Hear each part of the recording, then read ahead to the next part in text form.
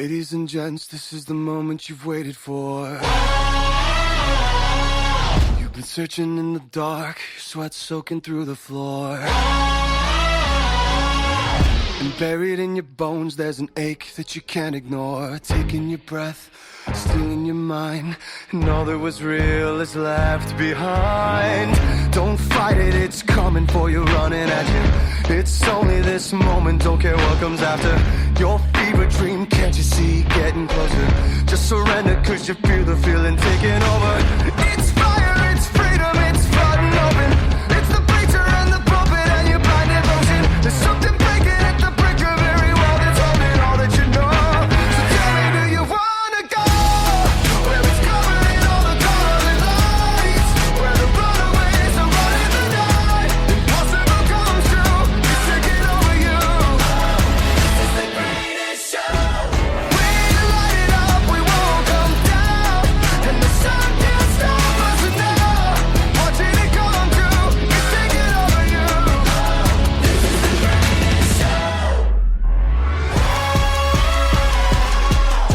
Colossal we come, these renegades in the ring, where the lost get found and we crown them the circus kings. Don't fight it, it's coming for you, running at you. It's only this moment, don't care what comes after. It's burning, outshining anything that you know.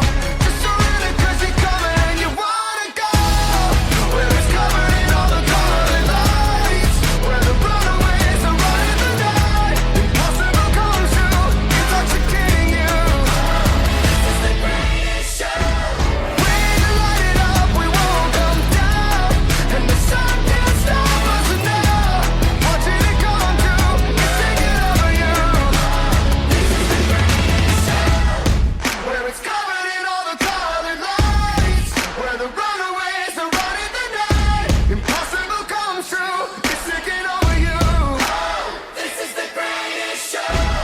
We light it up, we won't come down, and the walls can't stop us now. Watching it come true, it's taking over you.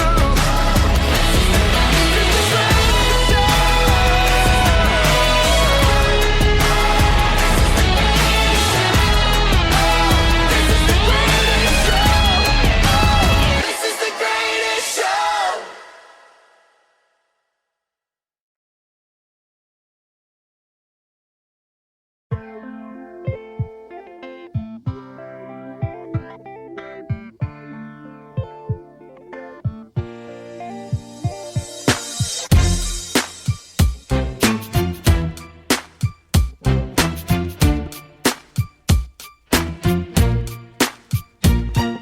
What's wrong with the world, mama? People living like they ain't got no mamas. I think the whole world's addicted to the drama, only attracted to things that'll bring the trauma.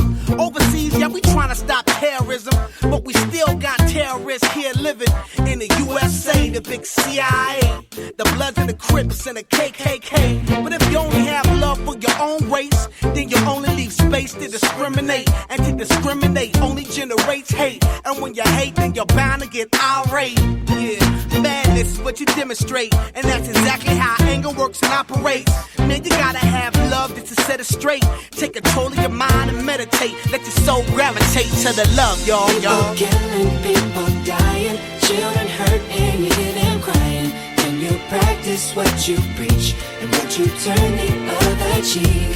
Father, Father, Father, help us, send some guidance from above. These people got me questioning, where is the love? Where is the love? Where is the love? Where is the love? The love? It just ain't the same, always in change. New days are strange, is the world insane? If love and peace is so strong, why are the pieces of love that don't belong? Nations dropping bombs, chemical gases filling lungs of little ones with ongoing suffering as the youth are young. So ask yourself, is the loving really gone? So I could ask myself, really what is going wrong in this world that we living in? People keep on giving in, making wrong decisions, only visions of them dividends. Not respecting each other, denying thy brother. A war's going on, but the reason's undercover. The truth is kept secret, it's swept under the rug. If you never know truth, then you never know love. Where's the love, y'all? Come on. I don't know. Where's the truth, y'all? Come on. I don't know. My words of love, y'all. People killing, people dying, children hurt and you hear them crying. When you practice what you preach and what you turn the other cheek. Father, Father, Father, help us, send some guidance from above. 'Cause people got me questioning, where is the love? Where is the love? Where is the love? Where is the love, the love, the love? I feel the weight of the world on my shoulder. As I'm getting older, your people get colder. Most of us only care about money making. Selfishness got us following the wrong direction. Wrong information always shown by the media. Negative images is the main criteria. Infecting the young minds faster than bacteria. Kids wanna act like what they see in the cinemas. Yeah. Whatever happened to the values of humanity? Whatever happened to the fairness and equality? Instead of spreading love, we're spreading animosity. Lack of understanding leading us away from unity. That's the reason why sometimes I'm feeling under. That's the reason why sometimes I'm feeling down. It's no wonder why sometimes I'm feeling under. Gotta keep my faith alive till love is found. Now ask yourself, Where is the love? Where is the love? Where is the love? Father, Father, Father, help us, send some guidance from above. 'Cause people got me questioning, where is the love?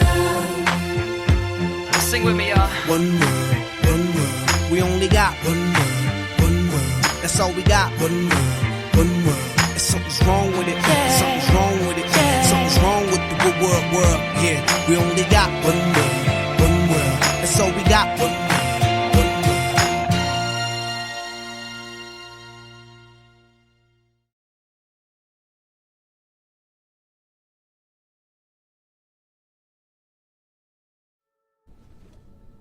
What's one thing in your life that truly allows you to express yourself?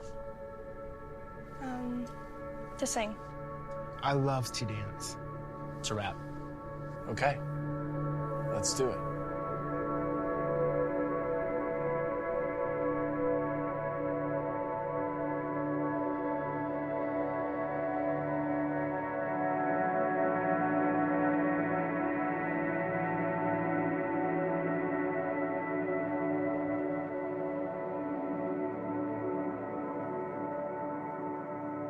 I am not a stranger to the dark.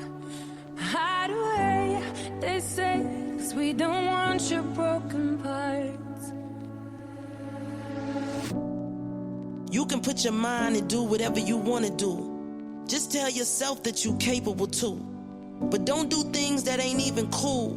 And get rid of them no good friends that's enabling you.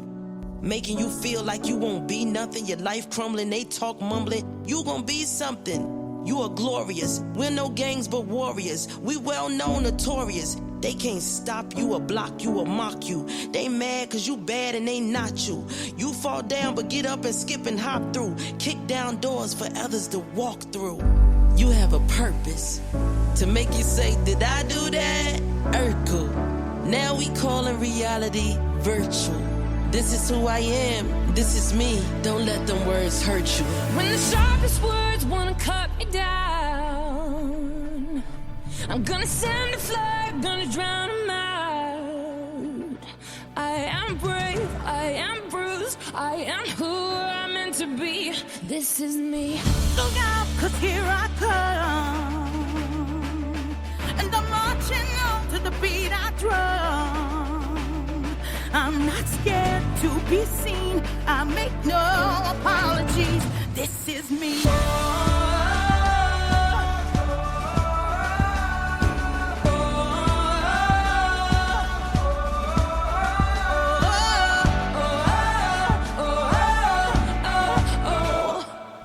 Another round of bullets hits my skin.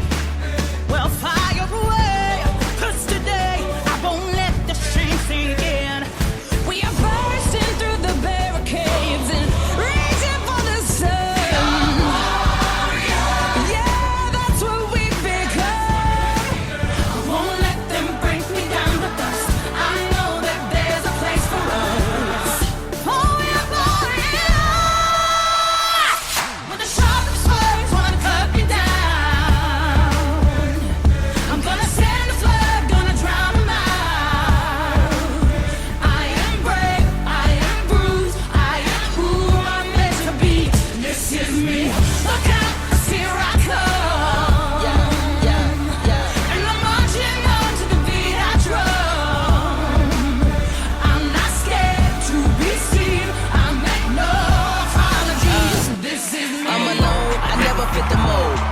so cold, hold it down on my own. I'm just trying to reach up to the sky, see the moon. I got confidence cause I'm the flyest in the room. And I've been knocked down, but I always get up. I had some fake friends, had to go and switch up. Yeah, no pain, no strain. I ain't chasing all the fame, cause I got more to gain, and I'm just trying to make a change. I'm just doing me, I'm in my own lane. I fell down a few times, but I'm up again. Marching to another drum, see me crawl, see me run. When they thought that I was done, nah, here I come. I'm not weak, I get on my feet. No apologies, yeah, this is me.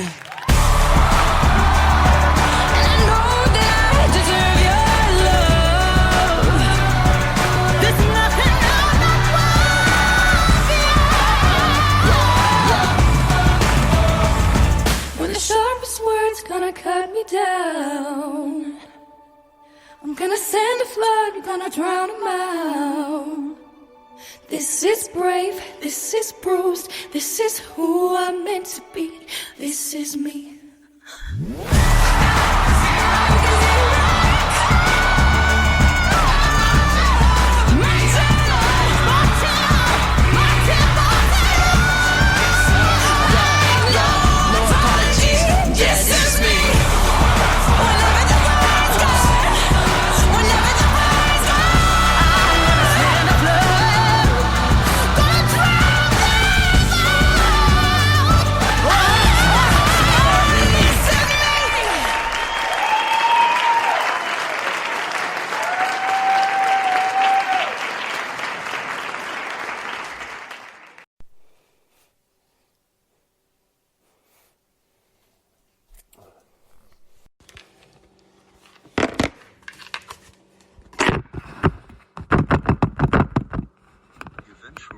Died of starvation.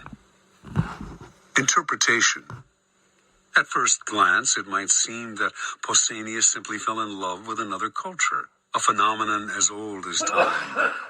Never comfortable with the asceticism of the Spartans, he found himself enthralled by the Persian love of luxury and sensual pleasure. He put on Persian robes and perfumes with a sense of deliverance from Greek discipline and simplicity. This is how it appears when people adopt a culture in which they were not raised. Often, however, there is also something else at play. People who flaunt their infatuation with a different culture are expressing a disdain and contempt for their own.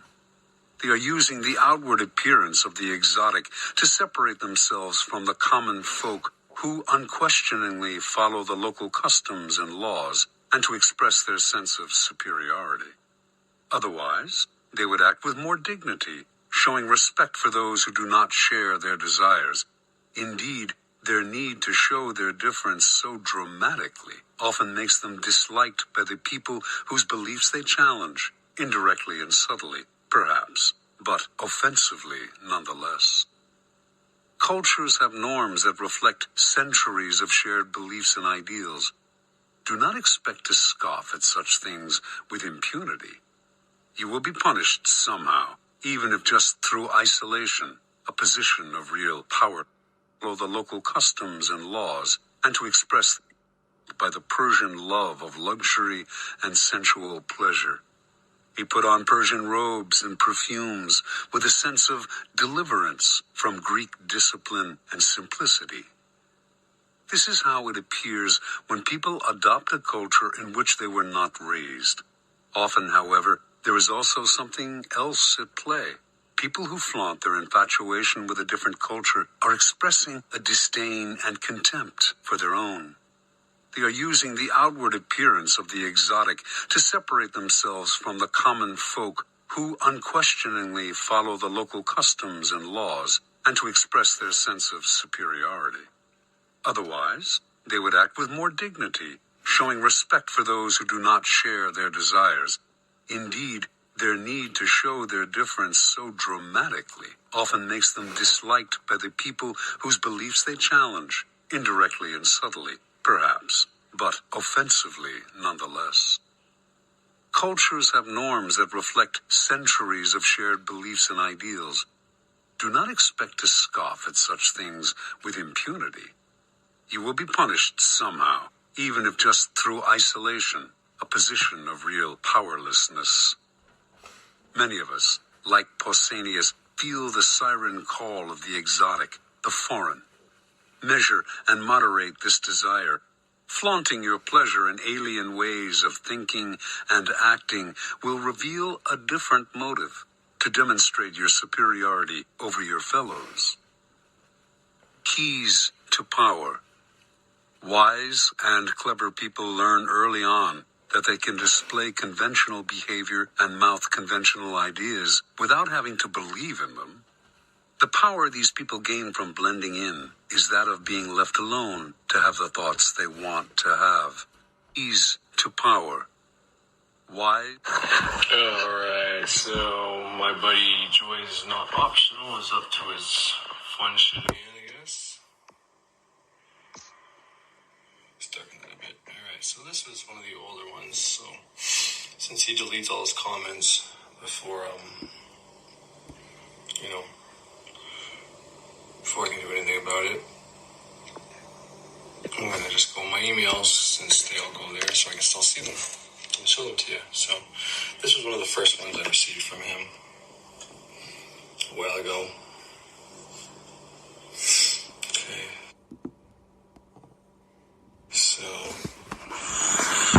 these are the older ones. Okay, so and then this one I hadn't noticed until recently. This was after all the one video. But anyways, does not fear God. So joy is not optional. Does not fear God. Okay, cool. Good for you, bud. And then I had 48 subscribers when I woke up this morning, and then I just got this one. Someone has subscribed to me. That's awesome. Thank you very much. I really appreciate that. It's always cool. And then I got, I don't know if these ones. So like this video here, it's 6 days old. Joy is not optional. Commented on your video, psychologically dissecting Thunder Wizard for the last time. And I use Thunder Wizard's video, Joy is not optional, as the thumbnail, as you can see there. And he wrote tasty for whatever reason. Cool. Alright. This guy's got some issues, but it's all good. And then this is the other ones he deleted here. Let's see, there's more one here. There was more than one here, but alright, so choice optional. Why did you attack my brother, you queer? I don't think he knows how to spell, but that's okay. And for some reason, since Joy is not optional, created this on, I think, on the 17th or the 18th of November. I'd have to look at my video. I showed that on one of my videos, probably that video actually.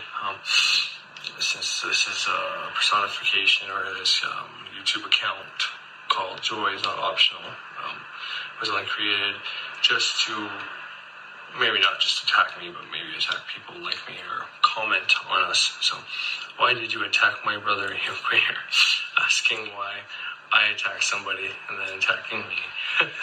I don't know who your brother is, and even if I didn't attack your brother, but nonetheless, I'm married with 4 children, I talk about sex quite a bit on here. And if you're referring to your brother, the Thunder Wizard, well, he's a single man, and if that's what you like, that's what you like. But don't project onto me the things that you may or may not be, or things you can't deal with. But yeah, I think that's just fucking funny. Oh, shit, some people are fucking, like a sad kind of funny, It's pretty sad, but, at the same time, it just is as it is. What are you going to do about it, right? I don't really give 2 shits about much of this. For some reason I thought this one had a double whammy on here, but nonetheless, not really a big deal. Maybe it's this one. There's a question mark here. Sorry to everyone, I have nothing against Dark Love and the Wizard. Anger is poison, and you expect other to get killed. I'm Christianity because I didn't believe it. I left because I believed. I couldn't worship that God so badly because Creator, but I can't worship any God. I worship love. Alright. I believe one negative thought has more power than 1 million New Age affirmations. I believe in the power of negative thinking. Do you? I believe in the power of negative thinking, as in when it comes to if you give power to your negative thoughts, in the sense of fuck, I'm never going to be rich, and you put a lot of emotional bullshit into there, and then you go out there and your action you take, not necessarily like action, like you're not taking action to make yourself more poor, but you're going out there and not even bothering to try. So your action is like an inaction, basically. And when you add that to your negative thoughts of never being wealthy, and then putting the emotion in it, you feel shitty because you can't handle your business, then yeah, I believe in that power of negative thought. I also believe that there's a time and a place where you actually need negative thoughts to get you through whatever hardship you're going through. So, sometimes it's beneficial to be having negativity or negative thoughts, and there's obviously positive ones as well. But anyways, so fucking sending me shit again, and it's fucking funny. It doesn't really matter either at the end of the day, but somebody like this, I think, would be very beneficial to turn on. Well, actually, not really, because they're very polarized, and I think you have to be depolarized to actually get the correspondences out of the book, the 48 Laws of Power. But if you could put aside that and actually listen to some of the things that are said in there, it'd probably do them a world of good. But I don't attack anybody. If someone puts information out there, I don't do as this person, Joy Is Not Optional, does. I don't go on anybody's channel like the Thunder Wizard and leave comments calling him a queer or asking him why he attacked anybody. I make my own video content on my own channel, and if somebody is teaching something out there and using absolutes and saying, you have to do this, or you have to do this, or this doesn't work, and I believe otherwise, and I have the proof, well, yeah, I'm 100% going to make a video stating why I'm right and that motherfucker wrong. And you can agree or disagree. I don't give two fucks. You have every right and capability to just turn my fucking channel off. So, as far as this goes, well, cool. Think what you want to think, bro. But thank you for the view and the comments, and and maybe maybe this is part of the reason. Maybe I'm fueling you by, showing everybody your comments and putting you on the video. My channel's not a big channel by fucking any stretch of the imagination, but I'm grateful for everybody who tunes into my shit, and, anybody who wants to get their name out there on a video, well, there's a few ways how.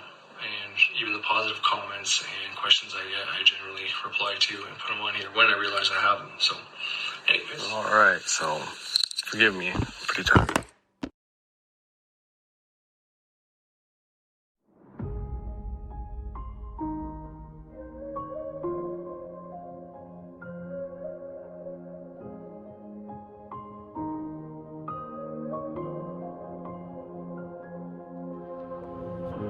I'm trying to hold my breath, let it stay this way. Can't let this moment end. You set off a dream in me, getting louder now. Can you hear it echoing? Take my hand, will you share this with me? 'Cause darling, without you, all the shine of 1,000 spotlights, all the stars we steal from the night sky will never be enough, never be enough. Towers of gold are still too little. These hands could hold the world, but it'll never be enough, never be enough for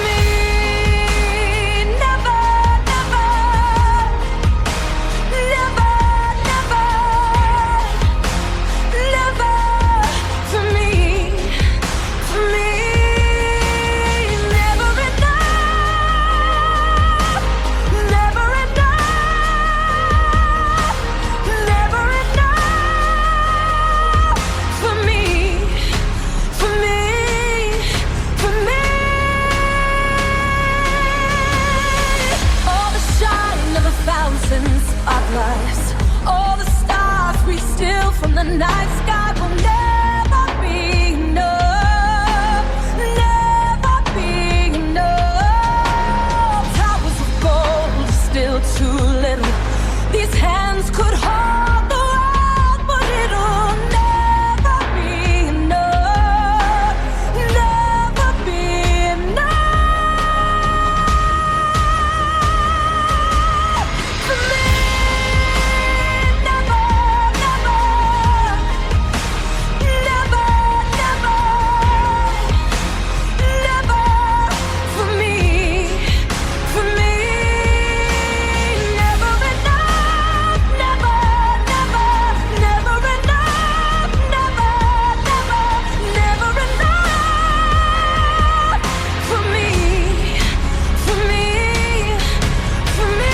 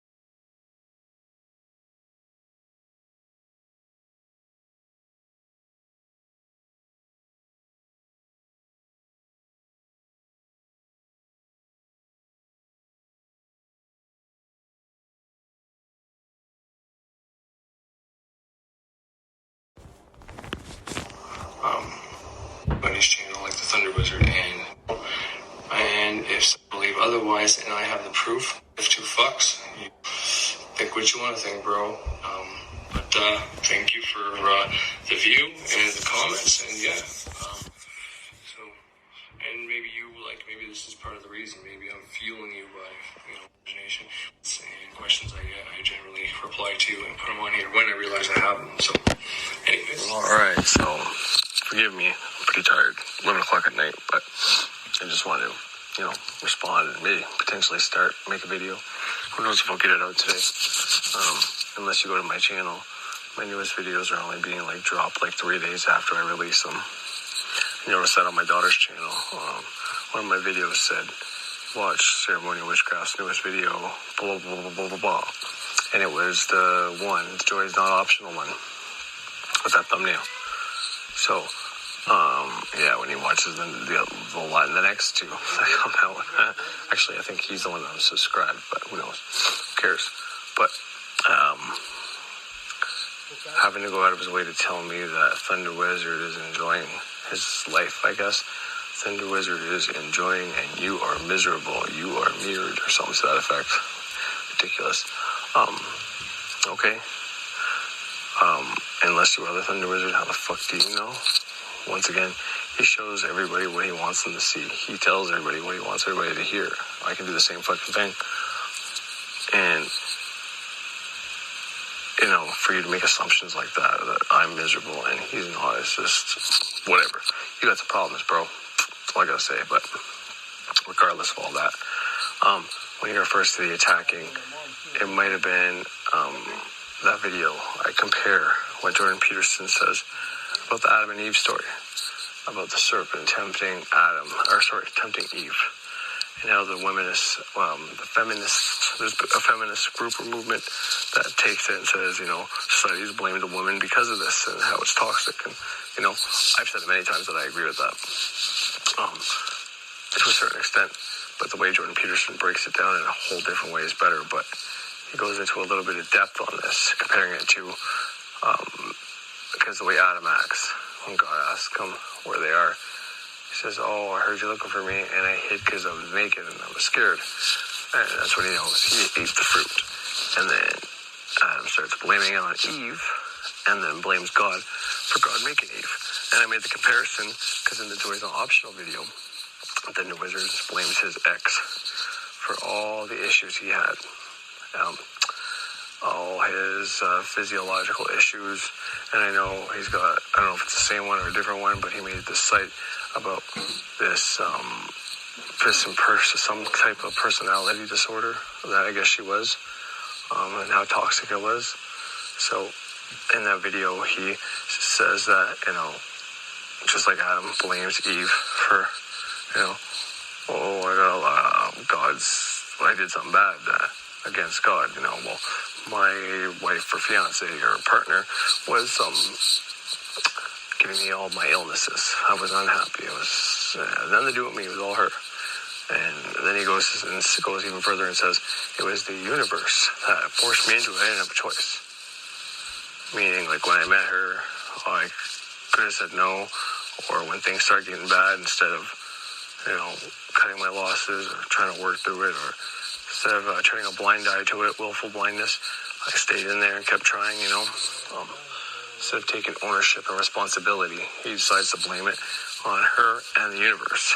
And I was using that as a way to show you how anybody, even teachers and gurus, can and will be in scarcity at times. Everybody will.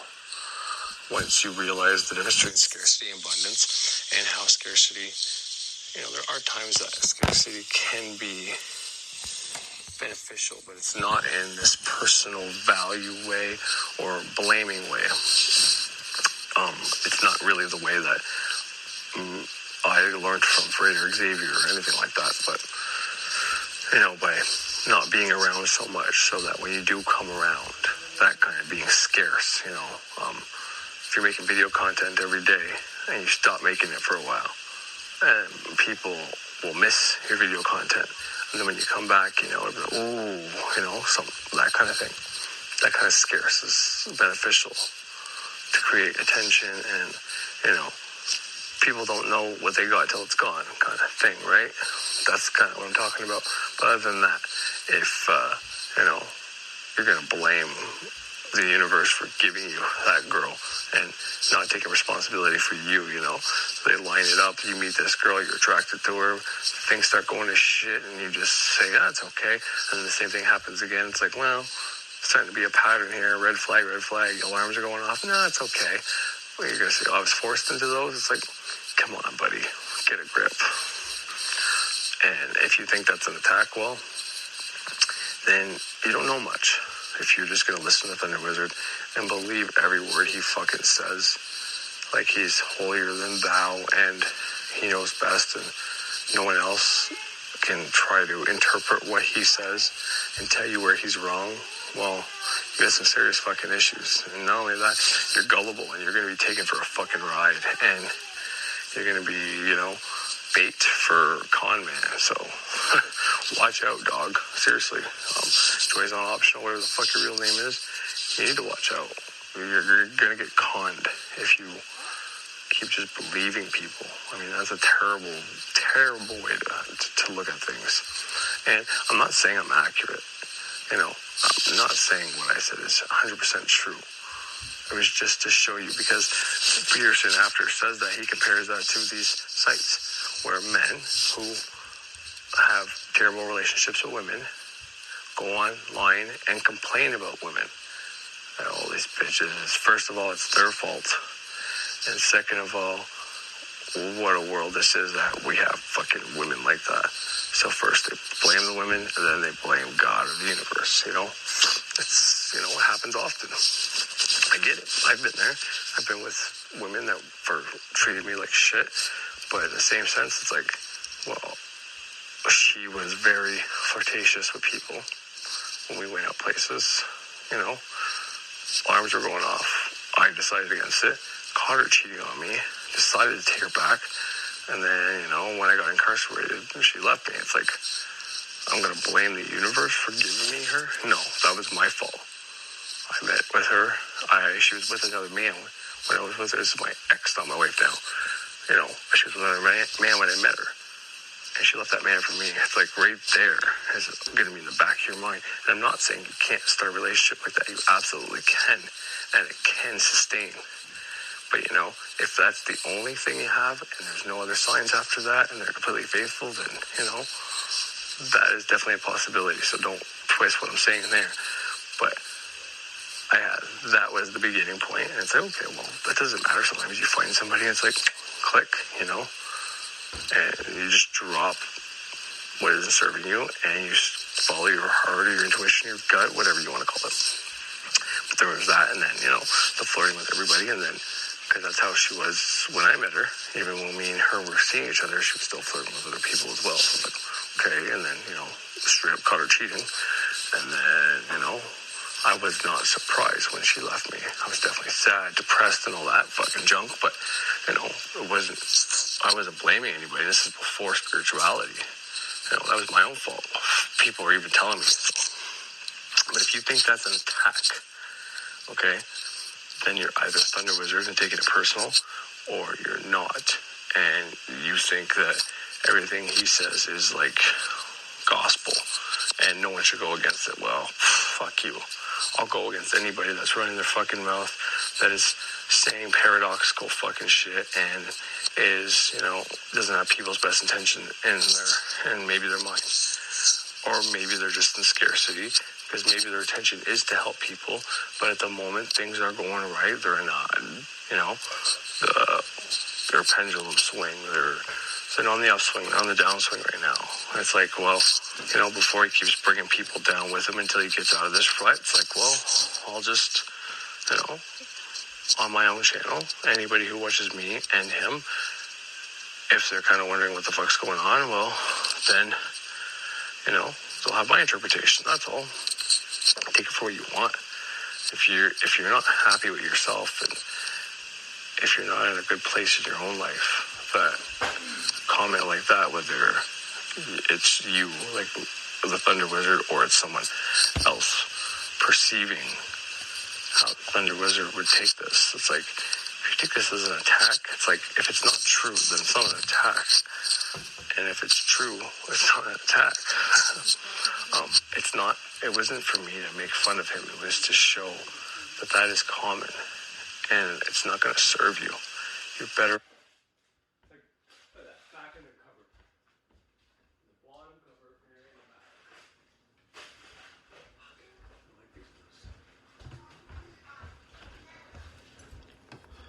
Just lost signal. Like, what the hell?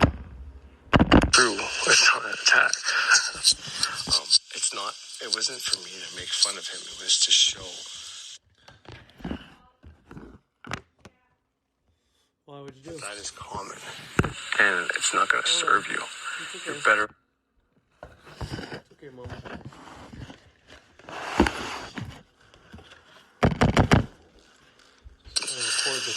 If you're not in a good place in your own life, that comment like that, whether it's you, like the Thunder Wizard, or it's someone else perceiving how the Thunder Wizard would take this, it's like, if you take this as an attack, it's like, if it's not true, then it's not an attack. And if it's true, it's not an attack. It wasn't for me to make fun of him. It was to show that is common. And it's not going to serve you. You're better off to take responsibility for all your actions. Even if you can almost prove and other people agree that 90% of the fucking problem wasn't you. But there's still 10% there you could have did, and maybe that's even 99 to 1. You still had a part in it. There was still one time where you could have either walked away or stopped, but you went along with it. Maybe during that you could have helped change it, directions. Instead of going to a worse place, you could have brought it to a better place, and you chose not to, or you had fears, didn't stand up for yourself, or you didn't want to be the only one with those thoughts, so you just stayed quiet. Whereas if you would have said something, at least you could have walked away then when everybody thought you were crazy, and then you would have the last laugh when it went down. or you would probably would realize that more people thought just like you. So, anyways, I think that's as far as I'm going to go to respond to this. But the last thing I want to say is any teacher out there worth their salt should be willing and open to constructive criticism. Now, if he is your teacher and you're getting value from him, then why are you watching my channel who's taking apart things that may or may not be significant to what he's training you about? Why should that matter? Is all I'm saying. Once again, I don't like how he's taking things that I use, that I know quite a few people that use them, and the people that teach them, they're providing value, they're providing a service, so this stuff is valuable. When someone tries to take that value who hasn't practiced these traditions, they know their own tradition, but they don't know this one. Yet they can make statements and absolutes and drop facts, and, about how it may or may not work, or how it may be more trouble than it's worth, or it's too intellectual, or don't bother with it, or it's Abrahamic religion. It's like, you don't know the first thing about it.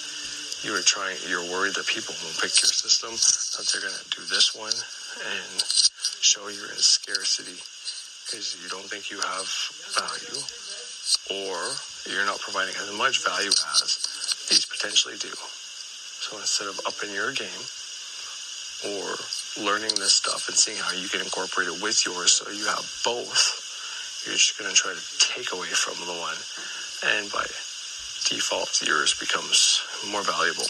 And it's like, well, I guess not under my watch. That's how I'll put that. But I'm not here to teach people to do what I do. I'm here to tell people what I did. It worked. And more importantly, to potentially guide or teach them how to learn how to teach themselves with the tools that are free or the people that offer programs.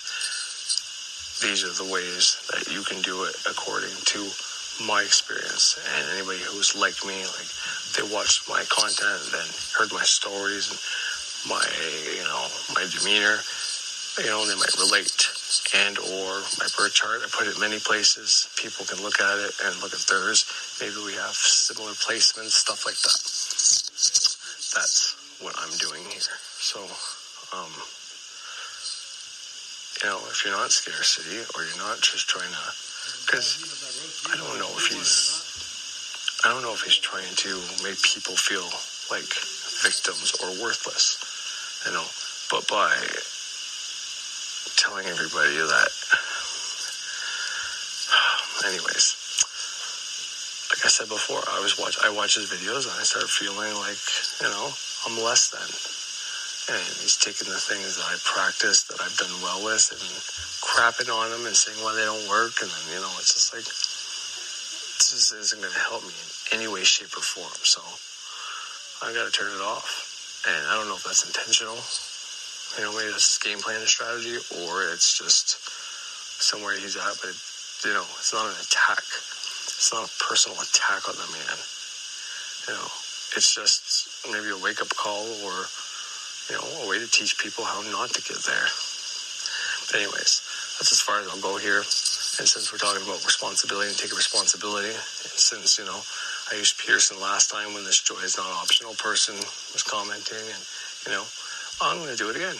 I'm going to play, I want to say a 10-minute long clip, but I think it's, somewhere between 5 and 7, but maybe 10. Go through, in this little bit, he goes through some of the main things I've talked about in my last videos, some of the main things whenever you are doing an initiation or depolarizing. He even gets into alchemy, and, as above, so below. He gets into perspective. There's so much packed in here, so maybe I'll dissect a little bit by a little bit, either as it plays, after he says specific things, or after it's all done, I'll come out and talk about it and something to that effect. So yeah, But, yeah, there's Peterson. Oh, I don't know if you've been listening. What's going on, everybody? I'm driving home from Ottawa from work. I guess before I get to the Peterson stuff, I'll keep going a little bit. And first thing I want to say to the username Joy is not optional is, well, I already said quite a few things to him, but it's like, first of all, if you think I'm attacking Thunder Wizard, if you go back to when he was doing his reptilian videos, and he was responding a lot to a guy named Lilith Archives, something like that, he announced and welcomed and invited everyone to, if they don't like him, to go back to their channel and tell the world about him being a reptilian or everything they don't like about him. And he made a distinction. I can't remember the exact words at this very moment. They will come to me. But he also made a distinction. It wasn't just about the reptilian content. It was about anything we don't like about him. He says not to comment on his thing, which I'm not doing. He says to go to your own YouTube channel and do that, and that's what I'm doing. So for you to come over here and shit on me and say I'm attacking him, it's like, guy told me I could do it. First of all, you're brother, if that's what you're talking about. Because if that's not what you're talking about, then, you got the wrong guy. But anyway, that has to be relevant. But here's the other thing. First of all, anytime you want to either come on a live video with me or my podcast or both and talk to me and argue with me, I'm giving you the fucking invitation right now, bud. You want to fucking talk to me and chirp from behind your computer desk and delete your little messages? Well, here's your invitation. You want to fucking come on and tell me what your beef is and we'll work this shit out? By all means, invited. Send me the comment and we'll figure out the details after. See, I can put away petty differences, and because I don't take anything you said personally. None of that bothers me, to be honest. And I know I can talk to you, and you can, whatever you decide to say, it doesn't matter what you say. I know I'll be able to take everything you say, implement a teaching in there, and whether you see it or not is going to be relevant. I'll still be able to show the other people that do have the eyes to see and the ears to hear, a fucking lesson with your arrogant, ignorant, unawoken ass. So, but all that aside, I can put that shit aside. Let's say we were, really hating each other. I can put that aside. We can literally just straight up and say, okay, well, how do you want to do this? So, I give the password to my fucking Spreaker, or you send me audio clips. I won't fucking alter your shit at all, man. And that's the honest to God truth. I won't. You want to do it on your terms? Well, that's fine fucking too. So you play audio clips. I don't care. This doesn't matter to me. This is pointless. This is so far removed from everything I want to do. Hence the reason I don't want to talk about the Thunder Wizard anymore, because he's below me. And I don't mean that in a way of teaching him all that, but I want to be somewhere and something, so I'm going to look at the people that are the imitation and the mirror of what I want to become. Thunder Wizard is not that man. More than that, I don't want him having a hard time taking people down with him. Because any teacher, guru, or anybody, for that matter, thinks they know something about their spirituality, should be willing to take constructive criticism, should be willing to let others take their concepts and rip them apart. Because if you put out a concept, if you put out a thought, if you put out an idea, you put out a statement that people can't tear apart, you got nothing to worry about. And I've teared many of his apart. And, his argument's going to be, well, it's not about shamanism. Exactly. Why the fuck are you talking about shit you don't practice, and then trying to pass it off to the world that, I don't know anything about this, but this stuff equals this, so don't do it, okay? Only do mine. It's like, no, I'm going to call you out as a fucking fraud, or someone who at least doesn't know anything about that system. And that's what I try to do. I always tell him with all due respect, I always say stuff like, I think he's got, I think he's got something to offer, I think he'd be well served watching his own videos, I think he'd be well served buying his. I've always said shit like that. Never not said like that. So for you to come and fucking attack me and call me a queer and whatever else, it's just, you're so fucking petty and childish. And if I don't care, you want to keep commenting, by all means, man.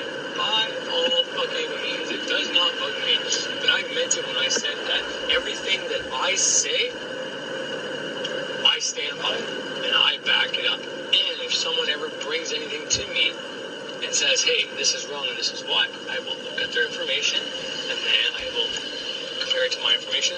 You know, I could have looked up something and I could have 5 different sources, 2 being books, 2 being, website archives, something, maybe it's from fucking whatever, and then, something being from another video, maybe the original spot where I saw it, and then come to find out that maybe some of that information is inaccurate. That's always a possibility. But I can source and I can reference and I can tell you exactly everything that I've done, except for when it comes to the metaphysical, spiritual exercises that I do from my practice, with my little spin on it. Well, that shit is a little different, but I can tell you through my experience how it worked, and I can break it down pretty simple and correspond it to something that makes sense. And people who have... Anyways, the point is, you're attacking me because you don't like the shit I say about Thunder Wizard, because for some reason you think he's the man and the shit, and what he says is accurate. Well, I hate to tell you, but what he's saying is not always accurate. When it comes to the shamanism and all that, yeah, I'm not going to try to prove that wrong. I'm assuming he knows a fuckload about that. But when it comes to the universe forcing him into doing things, and affirmations, and Western magic, and chaos magic, and it's like, don't even go there. I've been studying that, maybe I haven't been doing that, but I've been studying non-fucking stop, and putting it in practice non-stop. Not just one book and then assumption after assumption. That's just idiocy. Anybody does that in a fucking, scholar kind of setting, in an intellectual fucking circle, would be laughed at. So Thunder Wizard, for someone who talks about doing research, and you should do your research and learn how to search within the page and all this other stuff, is like he was to go to any intellectual scholars and try to debate and prove his points, on something like that, he would be laughed out of the fucking place. And there's a lot of different science experiments that prove some of the stuff that I'm saying. So, I'm willing to be, take my concepts, take my ideas, and try to tear them apart. But if your only argument is, well, Thunder Wizard said it doesn't work, it's like, okay, what is Thunder Wizard basing that on? Because definitely not his personal experience. He's on record saying that. You know what I mean? As soon as you go on record, say something, this is the problem with our society. If you go on record, so you put out a paper, a scientific paper, and this is why peer review, is normally the norm. However, there's a lot of scientists now just posting their findings on Facebook and, I'm a scientist and here's my findings kind of thing. That's not peer review. Problem is your whole thing, and this could be with anything. It could be from a lawyer case to anything else. As soon as there's one thing wrong in your statement, then everybody shoots the baby out with the bathwater. So for all the shit he knows about shamanism, when he comes on record and says affirmations is bullshit, and then all of a sudden comes back on record and says, I'm not saying affirmations is bullshit, I never said that. It's like, yeah, you did. Well, then you can literally take all of it, and so that's why he should think before. He shouldn't be so fucking cocky up there trying to tear people apart. Not to mention, if he's going to put out energy like, if you come at me, man, I'm going to tear you apart, which, some people probably deserve it, but if he's going to make the same mistakes those people make, well, then he's going to get the same fucking fate. And you can come at me for dishing that out, but, it is as it is. You should be more careful, that's all. Or, here's a simpler solution, don't shit on other spiritualities that are simply just trying to find answers. Stop claiming that you have all the fucking answers. And have your life and then try to pretend like that's the best thing in the world, And like I said, I don't think he's a bad guy. I actually do enjoy watching his stuff, and, I haven't watched his stuff in a while. Actually, I don't think he's put out a video, but, actually, I don't know. He may have blocked me. I don't know, but anyways, that's enough about that for now. Let's get into why responsibility is so goddamn bloody important. And even more than that, the things that Pearson says in this is like magic 101, some of it, and some of it might be a little more advanced, but a lot of it is really good information that people should know. So I want to break some of that shit down.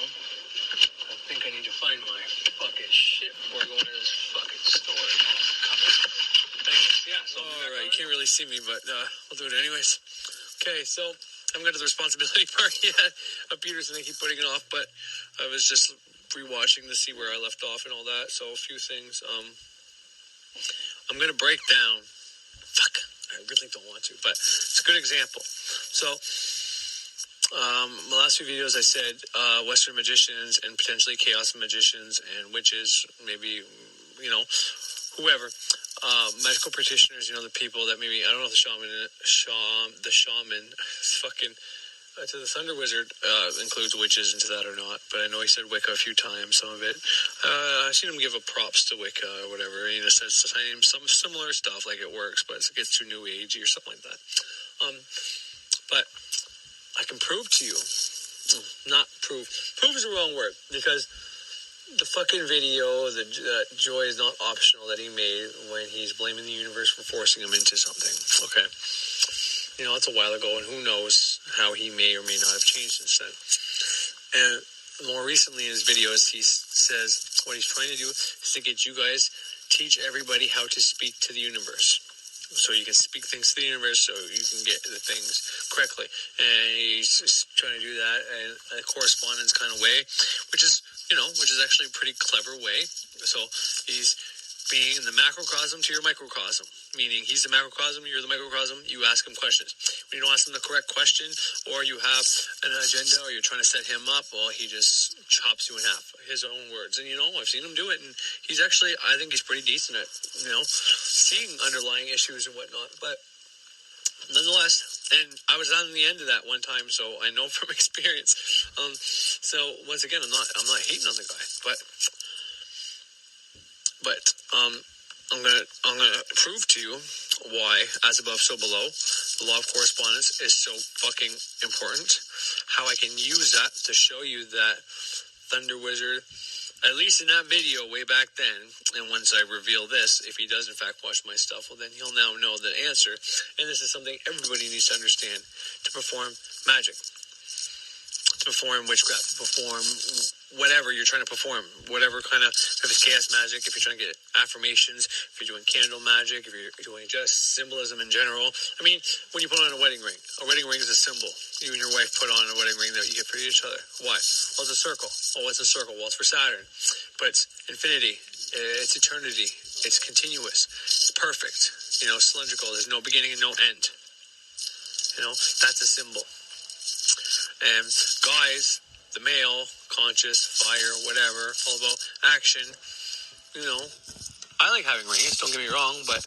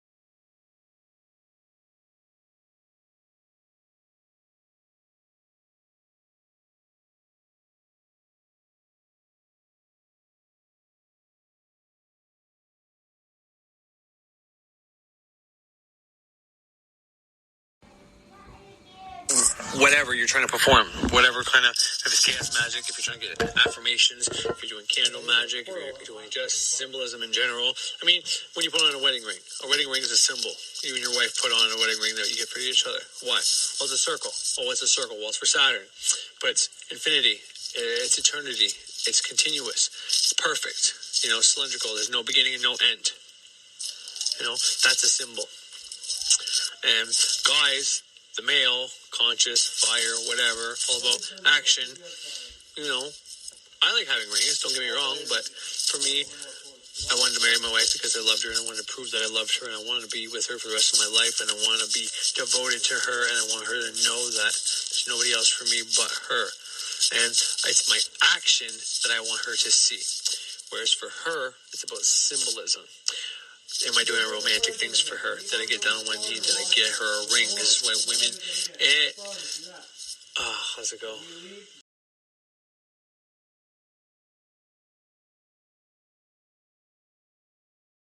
If you liked it, then you should have put a ring on it. Like Beyonce has a song about it, for God's sakes. If you like it, then you should have put a ring on it, you know? Because you're not serious unless you're giving me a ring. That's the female mind. That's the subconscious. And I can take that further and say the subconscious is the universe. And you're going to say, well, no, the subconscious isn't the universe. In a manner of speaking, it kind of is. There's no separations of degree between us and the universe. We are the universe. Therefore, trying to speak to the universe is trying to speak properly to yourself. But more accurately, that part of yourself that is subconscious, subconscious, or unconscious. That's the part that the conscious can't talk to, because when the conscious is gone, you are unconscious. This is the point of the different trainings that connect the subconscious to the conscious, so you can practice things that make you able to receive messages. I think it was 2 days ago, I was laying in my bed and I started dreaming about my job, but I was fully able to do it. It was almost like I was at my fucking job, okay? It was as if I was at my job where I was cutting the siding pieces and I was bringing it to the guy, doing whatever. And I was able to say things almost as if baiting the guy who's been training me to get him to allow me to do new things so I could learn and learn and learn.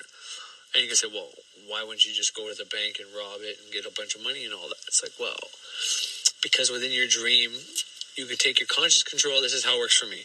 I can take conscious control over my dream when I'm in it. However, the setting and where I am, you know, and like, you're limited to the thoughts you can use as well. So like, I'm in the setting, it's all about work, and it's like I have the free will to maneuver within my work setting, but not necessarily be like, okay, I'm going to go to my car, I'm going to go to the bank, and all of a sudden I'm going to open the glove box, there's going to be a gun, it's just going to appear, shit like that. It's not like that, not for me anyways, not at this moment. But the cool thing was, I would come out of it, and it was like I was conscious for quite a while, but every time I went back to sleep and I just visualized the area, all of a sudden I was back there. So it was like I could do that night only, because I can't do it like right now either, but at that moment, at that night, I was able, it was 2 nights ago, it wasn't last night, it was the night before, I was able to just close my eyes and visualize it. I probably did it about 5 times in a row until my baby started coughing, and I had to go downstairs and get her some Tylenol with the decongestant and all that, and then I gave her some, put some eucalyptus spray there to help open up the nasal passages, and blah, blah, blah, blah, blah, blah, blah.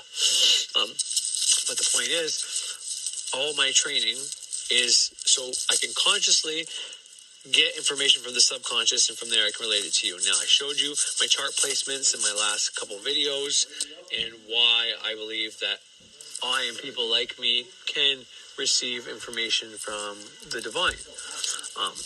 However, now I'm getting stronger and stronger at being able to do the opposite. So now, in a conscious state, I can get stuff from the subconscious, but now in an unconscious state, I can use...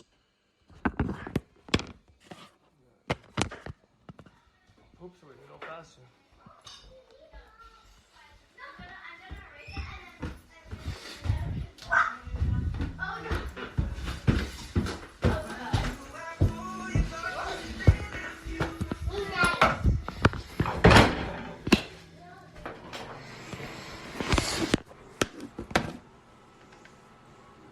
And why I believe that I and people like me can receive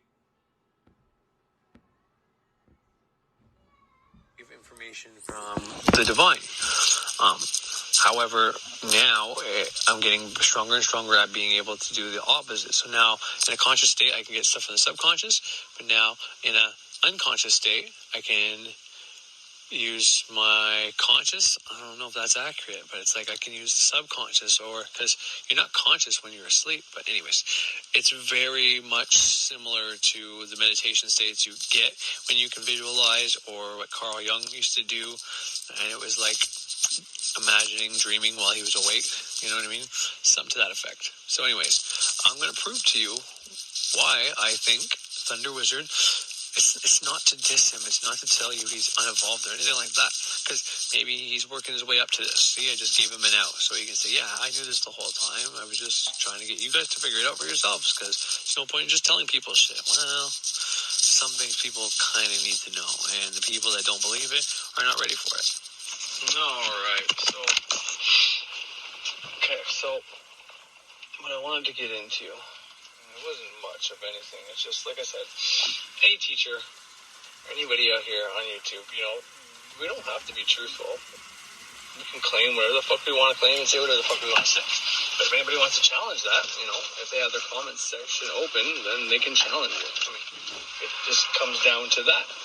So, when I say my stuff, I didn't start making podcasts, until when initially I wanted to make my YouTube channel. Like I said, I was going to make a channel exposing all the thoughts was my initial intent, and telling you how to tell someone's fake, and then I realized that was a stupid thing. So for the most part, I stayed clear from it. And it wasn't until recently when I came back to Thunder Wizard and I saw what he was doing. At first I got emotional reaction, then I started watching him, and then I started realizing that maybe we weren't on the same page. Maybe we don't have the same. And it's okay to not have the same belief systems or do the same practice.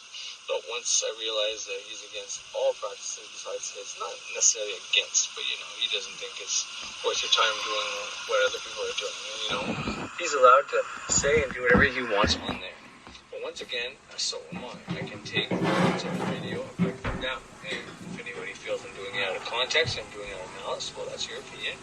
And you're free to comment and tell me what's up. Before I go any further, though, I got to 50 subscribers, and that's actually like a little milestone for me. I couldn't wait to get to 50, and I'm so happy. So whoever, there's been like 2 or 3 subscribers this week, so, thanks to you. But thanks to everybody who's subscribed to me from the get-go, and, everybody else. I really, really, really do appreciate it. It's fucking amazing, so.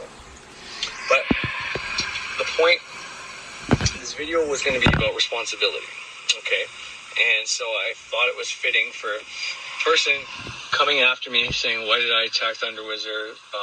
He's had one comment and another comment, which is tasty, question mark. And the other one was something about he's happy, I'm the one that's miserable, and I'm trying to mirror that. Meaning I'm not happy, and I'm putting that on Thunder Wizard. And, maybe. I don't think so, but maybe. I can't say I'm always fucking happy, but I'm definitely not miserable. And I'm not saying Thunder Wizard was miserable either, or unhappy. I was saying he was in scarcity.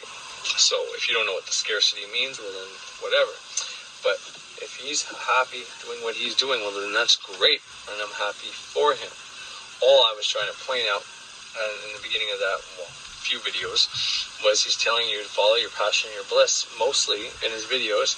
Find your true heart's desire, and you got to take action and all that to get there, which isn't inaccurate, but you're not going to be able to find your true heart's desire until you go through some dark shit, dark night of the soul, until you heal some repressed emotions, some trauma that happened to you, and then it's going to unlock for you. But until then, you're not going to be able to find that thing because you're not going to be stable. I have a really old video talking about this, meaning if you were to, and what I said was if you were to find your passion, things you're supposed to do before you become, and it's not like, I don't think everybody has to become depolarized, but to a certain extent, you have to go through some shit. You have to accept what happened to you in your past and realize that you're not that person anymore, and those things that happen to you is part of that shitty part of life. Some people go through some shittier shit, some people less so, and then maybe everybody eventually, you know, who knows why this happens. But if you were to get to your passion now before you deal with those things, well, you're not going to be able to necessarily sustain it, because you may not know it's your passion, and more than that, you're going to be unbalanced going in there. And then when you finally do just go through your dark night of the soul, you go through an initiation, you go through these life lessons, you deal with that trauma, well, it's going to fuck you up. It's why I needed a lot of time off to figure some of this stuff out and do this initiation in between jobs, because it's very hard to maintain a job when you got life lesson after life lesson coming at you, and you got to try to maintain in the middle when all the chips are down, and get your family to go through it with you and make sure they're okay. And, you know, sometimes shit backfires. For example, it's not like I can tell my wife, well, this is just part of my initiation, all our hard times, babe. Once we get through it, we're going to be better than ever. And she's going to be like, you're a fucking wackadoo. If what you're saying is true, you're doing it on purpose to get us in hard times. Which, in a sense, she'd be right, but in another sense, everybody goes through these phases. All I'm doing is being aware of them in the present and knowing that there's certain things I can do to make it less bad, less harmful, less worrisome. And even better than that, there's certain things you can do to potentially even change it and get you to the other side faster.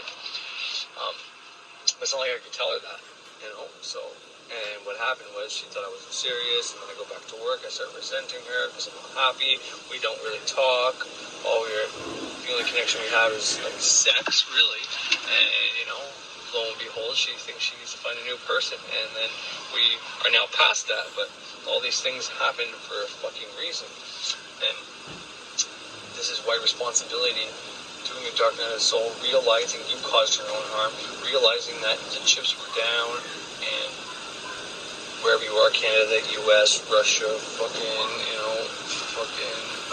Australia, doesn't matter, you know, Rome, Egypt, I don't know wherever you live, but if it started becoming something similar to any of those concentration camps, whether you're talking about Russia or China or Germany, that you'd most likely jump on the bandwagon and start persecuting whatever religion or race it was that everybody's persecuting, rather than being one of the very few that actually helped and try to save them.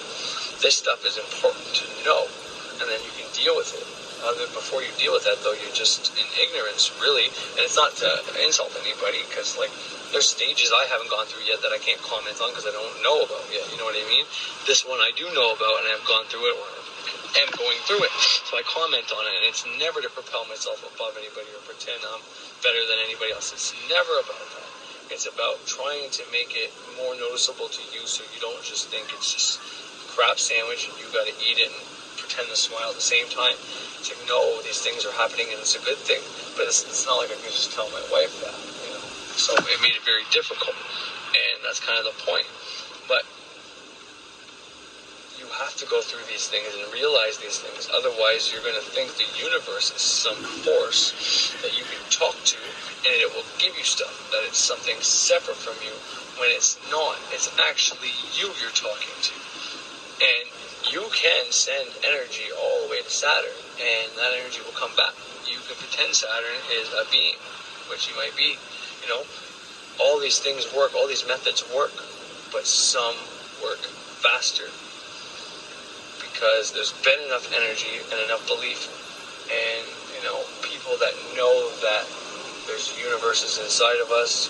Like, if you look at the cell system, if you look at, you know, like an atom, well, the old version of the atom looked like more like a solar system, but you get my point. There's a galaxy within your carpet, just like there's one in space below the water, and, you know, in everything, and it's all part of the same thing, which is all coming back. It all comes back to the first hermetic principle, which is all in the all mind. Everything's in the mind of God, which is just take it for what you want.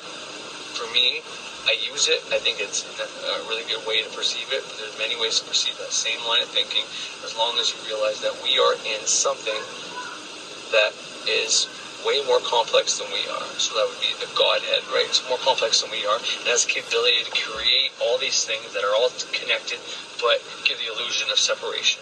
within that, we forget that we're all connected, and we have to slowly find our way there, or at least try to maintain whatever the case is. But we have inherent gifts from that creator, from that all, because we are it, but we're not the whole part of it. So the whole thing together can create all of us. We are all the parts, so therefore we are the God, but we're not the whole thing. So unless you combine 7 hermetic principles, or whatever is akin to that in your tradition, then you can't create on the micro level as the creator does on the macro level. That's why that's the second hermetic principle. As above, so below. As within, so without. As the universe, so the soul. Okay, it's within everything. Therefore, if you simply send your intention to yourself, to the part of yourself, to the universe inside you, to those energies inside of you, right? The 7 energies, the 7 planets. There's a reason we have those energies within us. We're a fucking solar system housing those fucking planets. We are the universe. So when you blame the universe, you're blaming yourself. You say the universe sends me things. It's like, I'm not saying that's wrong. Just call it the universe if you don't believe in God or deity, or you don't want to use that name, because God just means, one of the translations or definitions is release from earthly possession. Just like demon is like rebellious spirit. Well, rebellious spirit is also, But anyways, the point is, you can still call it the universe. I do all the time. But I know I'm talking to me. You know what I mean? I know I'm part of that universe. And being part of the universe, I can affect my universe, because I am the universe. I am the one. These 7 energies are within me. I'm the Godhead within my own body. So this galaxy that's within my body is within me, which is I'm the Godhead controlling, or at least housing it. And then the practices I do teach me how to control it. But this is why I said, and like I said, I gave him the out. He can say, I already knew this. I came to that realization not long after that video, and and that's all good. He can say that, and maybe it's true. Point is, though, by saying I didn't have a choice, the universe chooses for me. It's like, you are your universe. You make the choices. All your thoughts and your actions and your words up into that point led you to that place. But even once you're in the place that you led yourself to, you can still get yourself out of it, which is one of the other points I tried to make. Maybe it's prior to the Thunder Wizard thing, but it was like, we're the problem. COVID to what happened, and all of these traumatic things that happen, we're the fucking problem. But because we're the problem, it means we're also the solution. If we cause the problem, then we can create the solution. That's great fucking news. But it all starts with responsibility. You can pretend the universe, God, or whatever you decide to call it, is some force picking on you, And that's kind of the vibe I got when I heard that video. You're going to have to make the choice. I didn't have to make the choice because the universe chooses for me. It's like, no, you are the universe, and you're just using that as an excuse because you don't want to say, the guy up here trying to tell you you can manifest your life. I manifested this, and I shouldn't have, so you don't want people to not buy your product. Although he could have just said this before I got into this, or I wasn't adept yet, and I made some bad decisions, But you're more likely to listen to somebody that says, even though this person was toxic, I obviously didn't help the problem either, we both have fault here, Anyways, that's all I'm saying is, someone who just blame her, blame the universe. It's like, God, there's something so wrong with that, especially if that's a teacher. Responsibility. You've got to have responsibility. There's nobody who preaches responsibility like Jordan Peterson. And when you watch him talk about it, he always gets an emotional reaction. And he hates it. You can tell. He's trying to hide it as it's building up in him. And he just breaks down. He starts crying. And he even says it in this part. I'm going to show you that. God, I don't know why this happens. This emotional response. But the reason why it's important to know these 7 hermetic principles, whether or not they're from an unbroken lineage, or it was unbroken lineage taught to people, eventually people going around the world and seeing all the other older traditions that might be derivative from, whether church came first or they came first, the switch, doesn't matter. You add all these together, as we get smarter, then we can come up with better concepts. And I'm telling you, if you read the Hermetic Principles, even if you don't do the whole book, you do the first part where it briefly explains them all, you'll see and you'll know, if you've ever done successful magic, you'll know that your magic had to operate within these rules. everything has to. So anyways, I don't know if I'm still going to break down the Peterson video, and I might actually play a clip on here from 48 Laws of Power, but I know that book is not necessarily a nice book. People don't like it, but there's a lot you can learn from that book. I'm not saying go around there being a douche to people and using deception to get your ways and all that. Although, anyways, I won't even say that. But there's a lot of good things you can learn. You know, knowing there's a problem, you know, realizing what the problem is. It's kind of like when you know people are using your mind against you, then you're somewhat inoculated from it. What's wrong now? But in the same sense, you can still, some of that can still slip in, but you're less likely for it to happen, right? So if you read this stuff, well, then you can see who's using power tactics, whether they know it or not, on you. And that's helpful. And there's certain ones that you'll be able to, you know, fucking probably use yourself, but I haven't decided that yet. There's one person place in there where he talks about if someone is out there, you know, advertising that some other culture is better than their culture, and they want to move out of their culture and they pretend to be a whole different culture, whatever the case is, that person is blah, blah, blah, blah, blah, blah, blah, blah. The first person I thought of was Thunder Wizard when he said that, and that's not to be mean, but, you know, he traced back his roots, and he wants to be what his roots are, not the average American, you know, fucking, you can blame him, you know, the average citizen, American, Canadian, whatever nationality you are.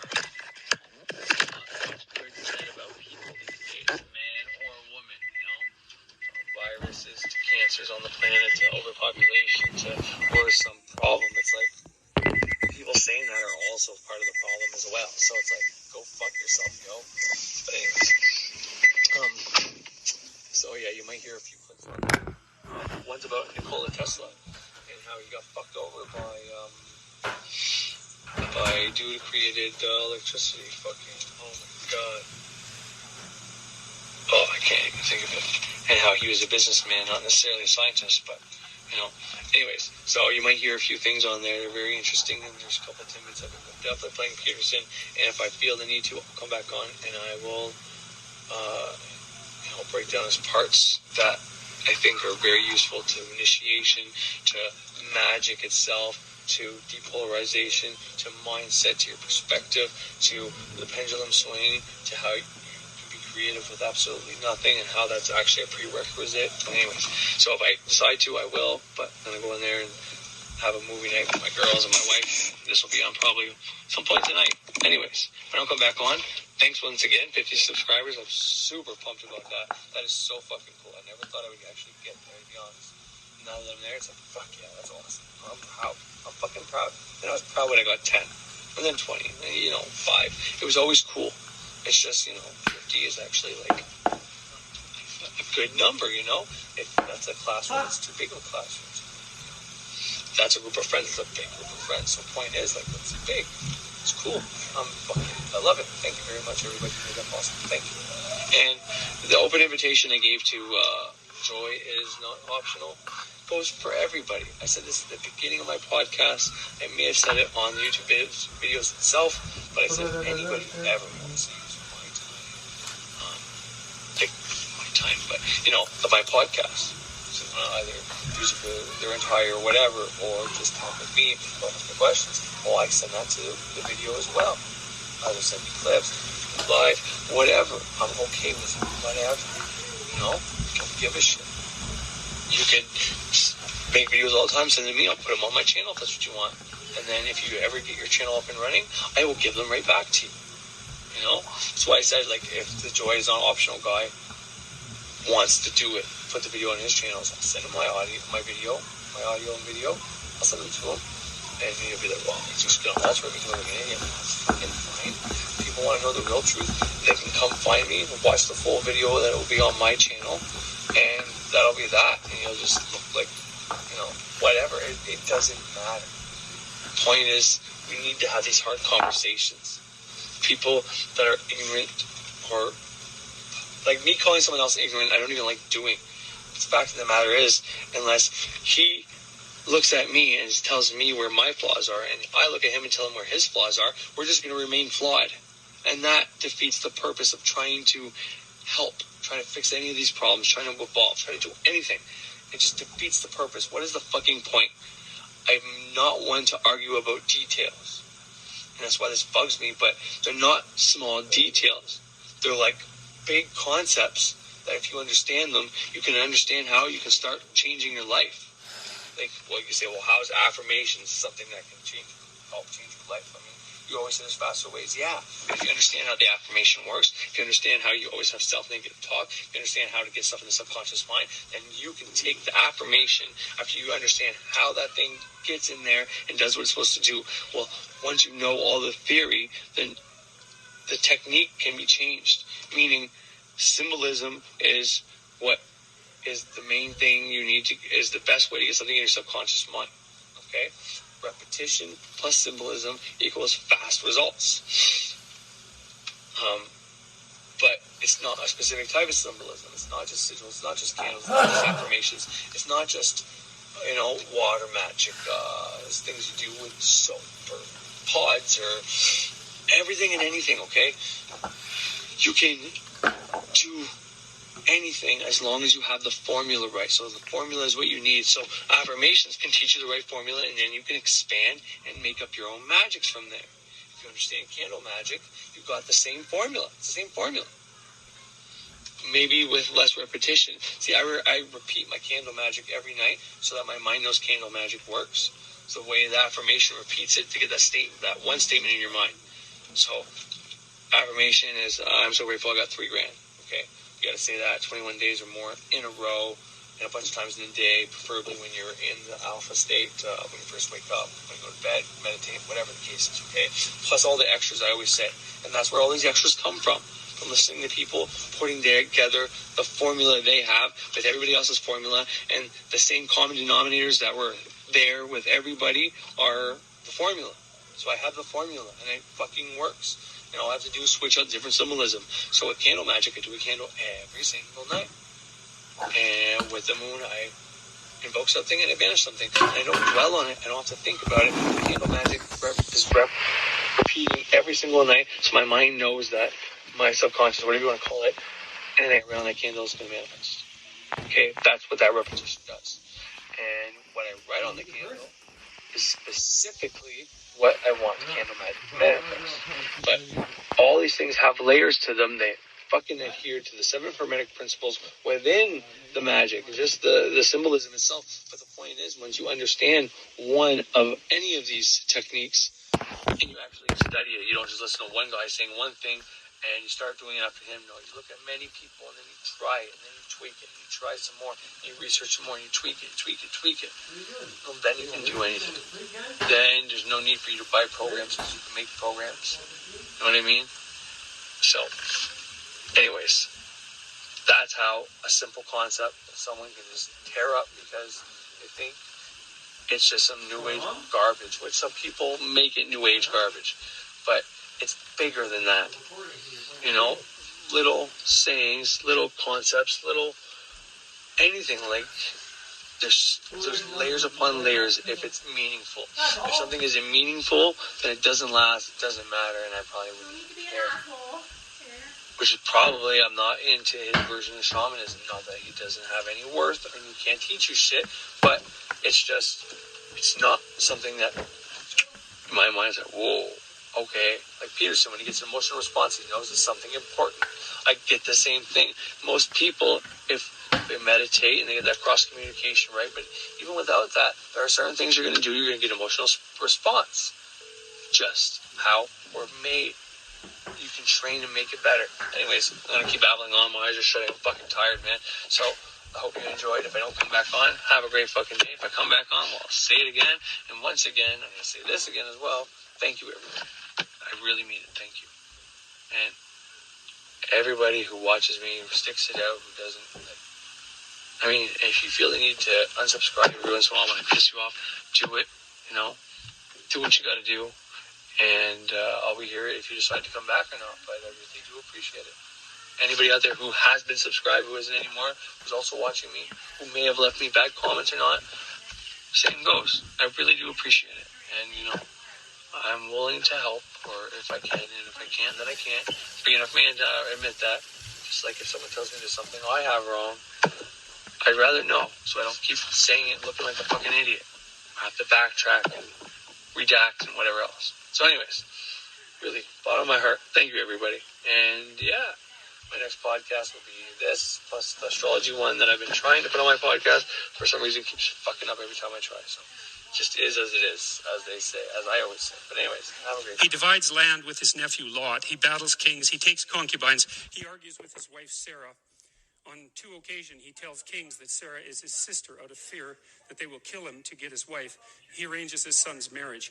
In the place of the single story of Noah's drunkenness, there are, in the case of Abraham, the stories of a man's life. And one of the things I was really struck by reading this in depth and reading the commentary is how much like a story about a person it is. You know, Abraham isn't a divine figure in any archetypal sense precisely. I mean, he has archetypal elements because he's also obviously the founder of a nation, but fundamentally he's a human being, and he has the adventures and he makes the mistakes of a human being, and it's the mistake part that really struck me, you know, because I was talking with a friend of mine this week, Norman Deutsch, who's a very remarkable person in many ways, and he was taking me to task. He was reading my book, which I'm going to publish, or which will be out in January. And in the book, I in one section, I contrasted the God of the Old Testament with the God of the New Testament, and made the case, sort of based on Northrop Frye's ideas, that the God of the Old Testament was really harsh and judgmental, you know, and that the God of the New Testament was more merciful and, you know, at least to some degree, more sweetness and light. And Norman took me to task about that, saying that was an overly Christianized interpretation, which would make sense because I derived it in part from Northrop Frye.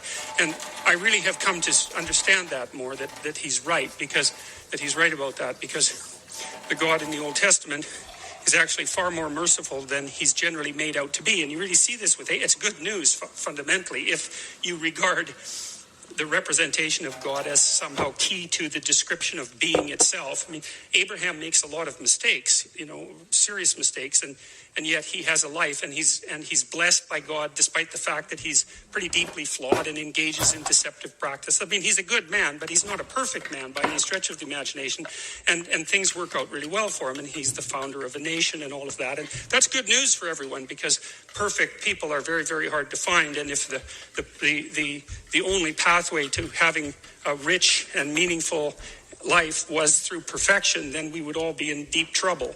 And so that's very satisfying to read that. And the other thing that I've been struck by is that, you know, Abraham, and I think this is actually absolutely key to the interpretation of the story, Abraham goes out and does things. That's the thing. And so one of the things that I've noticed in my life is that nothing I've ever done was wasted.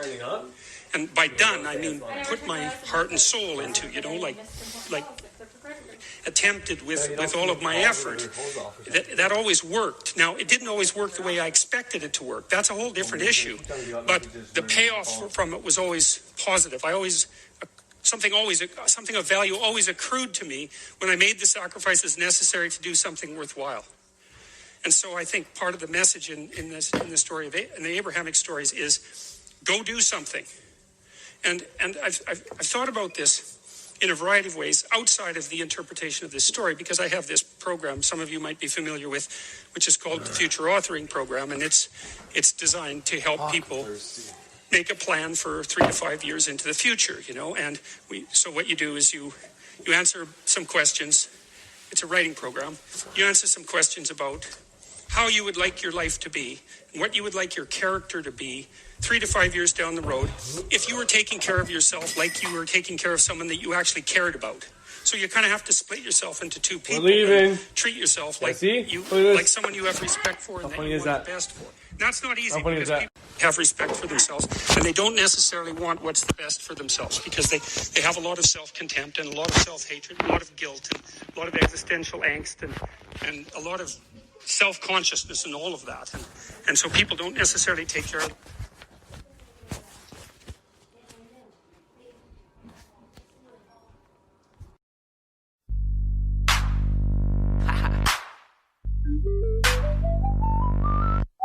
Everybody said you better stay in school, get a real job, boy, don't be a fool. Burn that guitar, you can never be a star.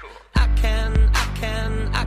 So disbelievers couldn't keep me on the ground. I've invented a momentum that'll never slow me down. I believe it cause I feel it and I shout it out loud. I can, so everybody said, boy, don't go any higher.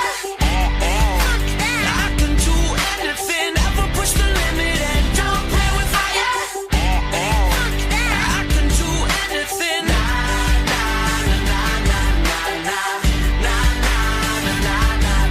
Wear my heart on my fist, take you by surprise, fighter. I can do anything. Okay.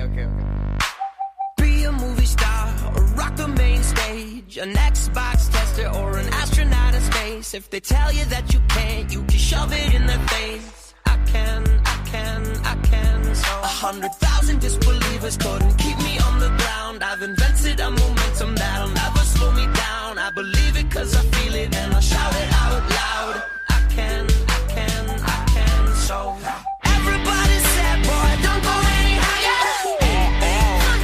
I can do anything, ever push the limit and don't play with fire. I can do anything.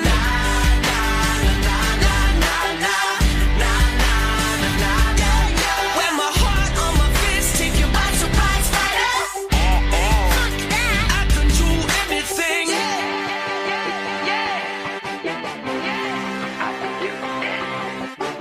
Never try, never win, never get a break. You miss 100% of the shots you never take.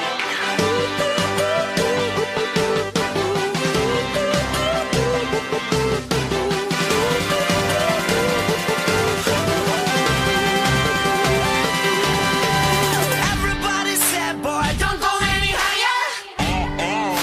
I can do anything, ever push the limit and don't play with fire. Fuck that. I can do anything. Everybody said, boy, don't go any higher. I can do anything, ever push the limit and don't play with fire. I can do anything.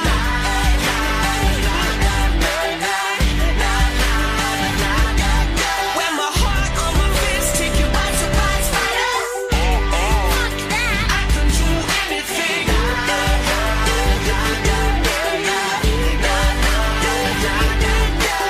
Everybody said, boy, don't go any higher. I can do anything.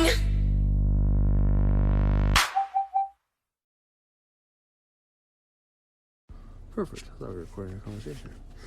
Yeah, you heard most of this too.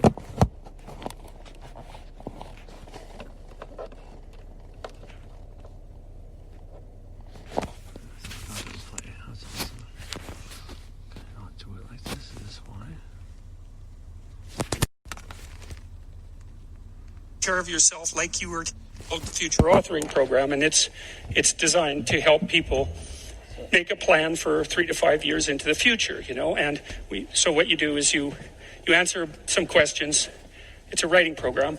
You answer some questions about how you would like your life to be and what you would like your character to be 3 to 5 years down the road if you were taking care of yourself like you were taking care of someone that you actually cared about. So you kind of have to split yourself into two people and treat yourself like someone you have respect for and that you want the best for. That's not easy because people don't necessarily have respect for themselves, and they don't necessarily want what's the best for themselves because they have a lot of self-contempt and a lot of self-hatred, a lot of guilt and a lot of existential angst and a lot of self-consciousness and all of that. And so people don't necessarily take care of themselves very well. And I think you have an obligation.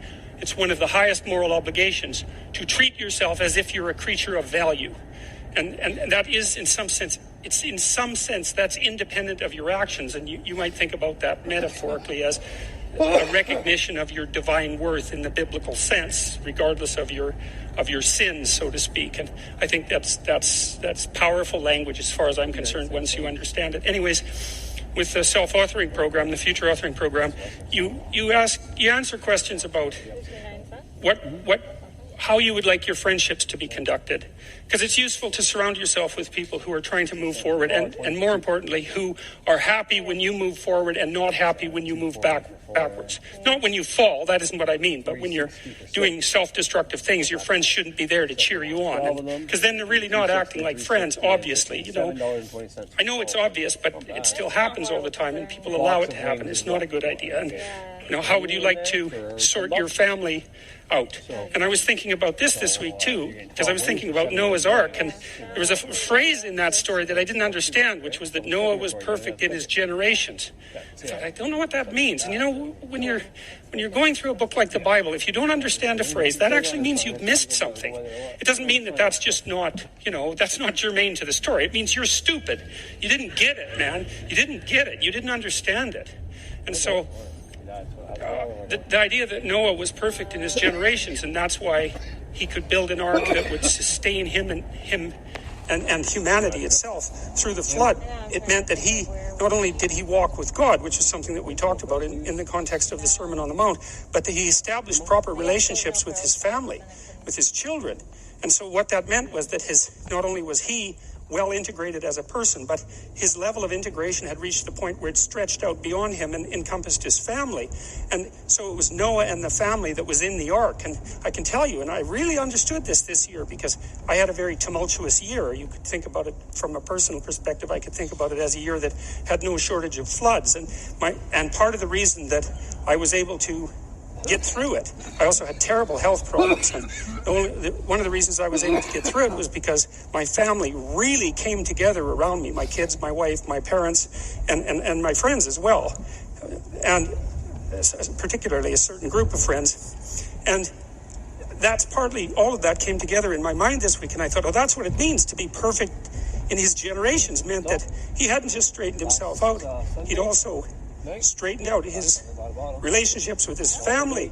And I can tell you that when crisis strikes you, which it will, the flood will come, right? That's why the apocalypse is always upon us. The flood will definitely come in your life. And to the degree that you've organized yourself psychologically and also healed the relationships between you and your family, that could be the critical element that determines whether you live or die when a crisis comes, or whether someone in your family lives or dies. And so the idea of the ark containing the man who walks with God and whose generations are perfect, and that's what sustains humanity through the crisis. It's like you couldn't be more psychologically accurate than that.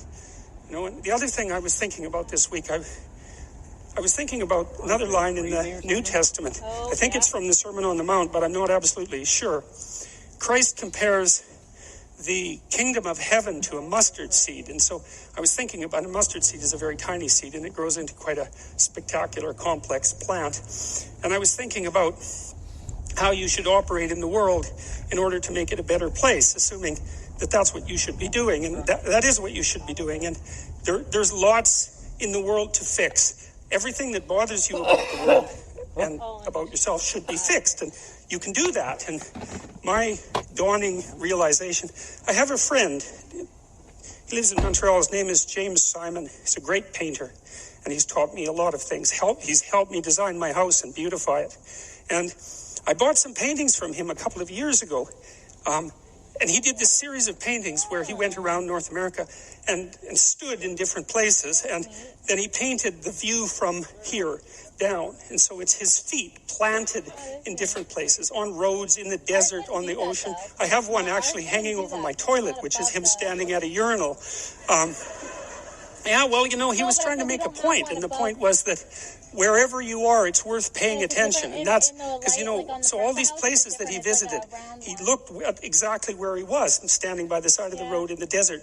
Sort of mundane in some sense, but then maybe he put 40 hours into that painting, you know, and it's very, very realistic painting with really good light. And what he's telling you as a painter is everything is worth paying attention to an infinite amount, but you don't have enough time. And so the artist does that for you, right? The artist looks and looks and looks and looks and looks and then gives you that vision. And so then you can look at the painting, and it reminds you that right where you are there's everything that there is right where you are. And that's a hard thing to realize, but it's actually true. And so I've been telling people online in various ways and in lectures that they should start fixing up the world by cleaning up their room. And I wanted to just elaborate on that a little bit before I get back to the lecture itself. I've heard so much, even in nice neighborhoods. As it's become this weird internet meme, you know. So that's why I wanted, like,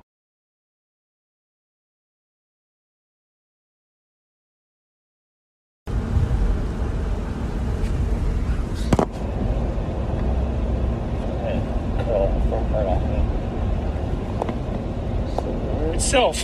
So, as it's become this weird internet meme, you know, and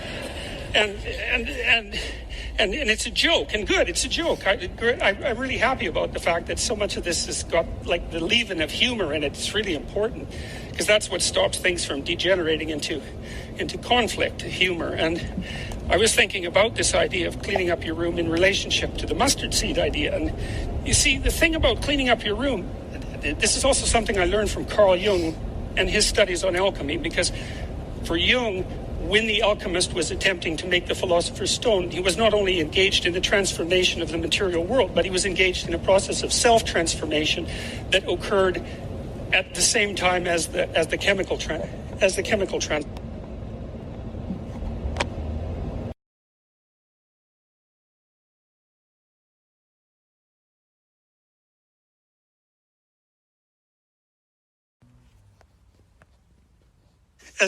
transformation. I wanted to just elaborate on that a little bit before I get back to the lecture itself. So, as it's become this weird internet meme, you know, and it's a joke, and good, it's a joke. I'm really happy about the fact that so much of this has got like the leaven of humor in it. It's really important because that's what stops things from degenerating into conflict, humor. And I was thinking about this idea of cleaning up your room in relationship to the mustard seed idea. And you see, the thing about cleaning up your room, this is also something I learned from Carl Jung and his studies on alchemy, because for Jung, when the alchemist was attempting to make the philosopher's stone, he was not only engaged in the transformation of the material world, but he was engaged in a process of self-transformation that occurred at the same time as the chemical transformation. So it was a psychological work in some sense. Let's say you want to sort out your room and beautify it, because the beauty is also important. And let's say that all you have is just a little room, like you're not rich, you're poor, and you don't have any power. That's another thing. But you've got your damn room, and you've got this space right in front of you, you know, that's a part of the cosmos that you can come to grips with. And you might think, well, what's there in front of you, right in front of you? And the answer to that is it depends on how open your eyes are. That's the proper answer, because you could say, and William Blake said this, for example, and Aldous Huxley made comments that were very similar, that in a transcendent state you can see infinity in the finite. And you might say, well, you can see infinity in what you have within your grasp if you look, and you could say maybe that's the case with your room. And so you want to clean up your room. Well, okay, how do you do that exactly? Well, a room is a place to sleep. And so if you set your room up properly, then you figure out how to sleep and when you should sleep and how you should sleep. And then you figure out when you should wake up. And then you figure out, well, what clothes you should wear, because they have to be arranged properly in your dresser. And then you have to have some place to put your clothes. And if you're going to have some clothes, you have to figure out what you're going to wear those clothes to do, right? And then that means you have to figure out what you're going to do. And then your room has to serve that purpose, because otherwise it isn't set up properly. And if it doesn't serve your purposes, you will be unhappy and not happy in the room, because the way that we perceive the world is as a place to move from point A to point B in. And then if the place that we're in facilitates that movement, then we're happy to be there. And if the place that we're in serves as an obstacle to that movement, then we're unhappy to be there. And so what it means to set up your room is that you have to have somewhere to go that's worthwhile, or you can't set up your room. And then your room has to be set up to facilitate that. And then the next thing is, well, maybe you have to make it beautiful. But that's not easy, right? That means you have to have some taste. And that doesn't mean you have to have money. It doesn't. Because you can be garish with money. And you can be tasteful with nothing. All you need is taste, and taste beats money when it comes to beautifying things. I mean, not that money is trivial, because it's not, but taste is crucial. And people who are very artistically oriented can make beautiful things out of virtually nothing. And not only that, the literature suggests that if you're going to make beautiful things, putting real constraints on what you allow yourself to do facilitates creativity instead of interfering with it. Because let's say you have to make something out of nothing, right? Which I suppose would be a godly act, right? You have to make something out of nothing. You have to be creative in order to do that. And so then to beautify your room means that you also have to develop your capacity to be creative. And so then you can make your room shine. But then what will happen is that if your family isn't together, they will interfere with that. You'll interfere with that because you won't have the discipline to do it properly. But then when you start building this little microcosm of perfection with what you have at hand, then it'll evoke all the pathologies of everyone in your household. They'll wonder what the hell you're up to in there. And they won't necessarily be happy, because if they're in a lowly place, let's say, and so are you, and you're trying to move out of that, then the higher you move out of that, the more the place they're in looks bad. And you might say, well, what they should do is celebrate your victory over chaos and evil, but that isn't what will happen. What will happen instead is that they will attempt to pull you back down. They'll attempt to, and I mean, obviously all families don't do that, but all families do that to some degree, and some families do almost nothing but that. And so what that means is that if you're going to organize your room, then you're going to have to confront the devils in your house. And that's often a terrifying thing, because some of those devils have lineages that go back many, many, many generations. And God only knows what you have to struggle with in order to overcome that. And so to sort yourself out and to fix up your room is a non-trivial matter, and you can do that. You'll learn by doing that, and then maybe you'll learn enough by doing that so that you can fix up your family a little bit, and then having done that, you'll have enough character so that when you try to operate in the world at your job, or maybe in the broader social spheres, that you'll be a force for good instead of harm, because you'll have learned some humility by noting just how difficult it was to put your damn room together, well, and yourself for that matter. And so you'll proceed cautiously with your eyes open towards the good. And so, well, those are some of the things I've been... So what happens if I get... cautiously with your eyes open towards the good. And so, well, those are some of the things I've been thinking about this week, and they're germane. They're germane to what we're going to discuss tonight, because what happens at the beginning of the Abrahamic stories is basically God comes to Abraham and just says, go. Get going, man. Do something. Get going. And you might think, well, where should I go? And God is somewhat vague about that, and where he sends Abraham, it's a real fixer-upper, man. It's like there's starvation there, and there's tyranny, and there's marital dissolution, and there's deceit. Like it's just like where you live, It's exactly the same thing. It's tyranny and catastrophe. So that's the tyrannical great father, because Abraham ends up having to sojourn in Egypt, and there's a famine, and so Mother Nature is on the rampage, and Abraham lies about his wife, as we'll see. And so it's the world. It's tyranny and vulnerability and deceit. And yet God says, go, because if you do go, then you'll become a father of nations. And you think, well, again, that's pretty good news, although it's strange, because I expect that if God chose Abraham, then he'd send him immediately to the land of honey. Land of milk and honey, and that isn't what happens at all. It doesn't happen at all, and Abraham never gets there.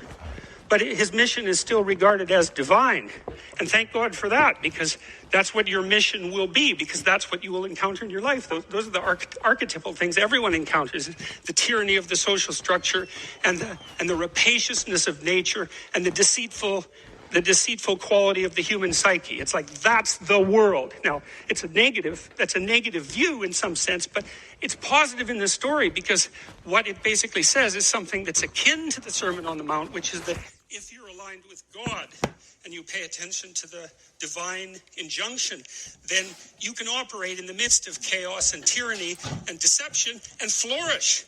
And you could hardly hope to have a better piece of news than that, given that that's exactly where you are. So, and I didn't see any of that in the Abrahamic stories to begin with. So it's been very interesting to have that sort of reveal itself. The Abraham section thus develops the personality and character of a man to a new degree in biblical narrative, while picturing him in a new degree of responsibility.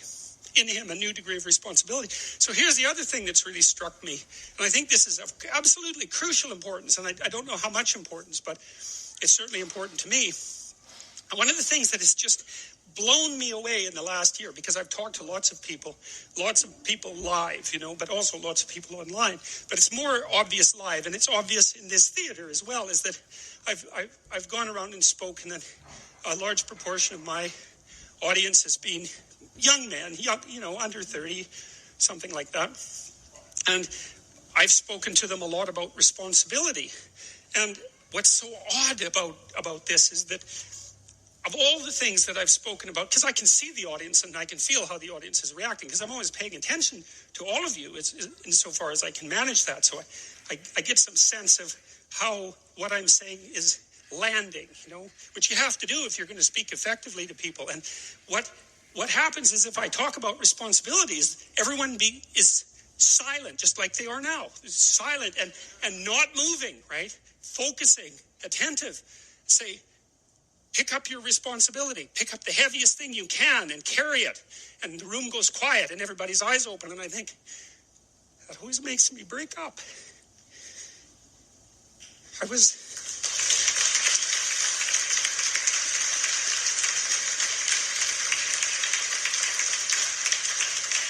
I don't know why. I was speaking to an English journalist today who's going to write an article in Spectator magazine, and I was talking about this, and at the same point in the discussion, I had the same emotional reaction. I don't really understand it.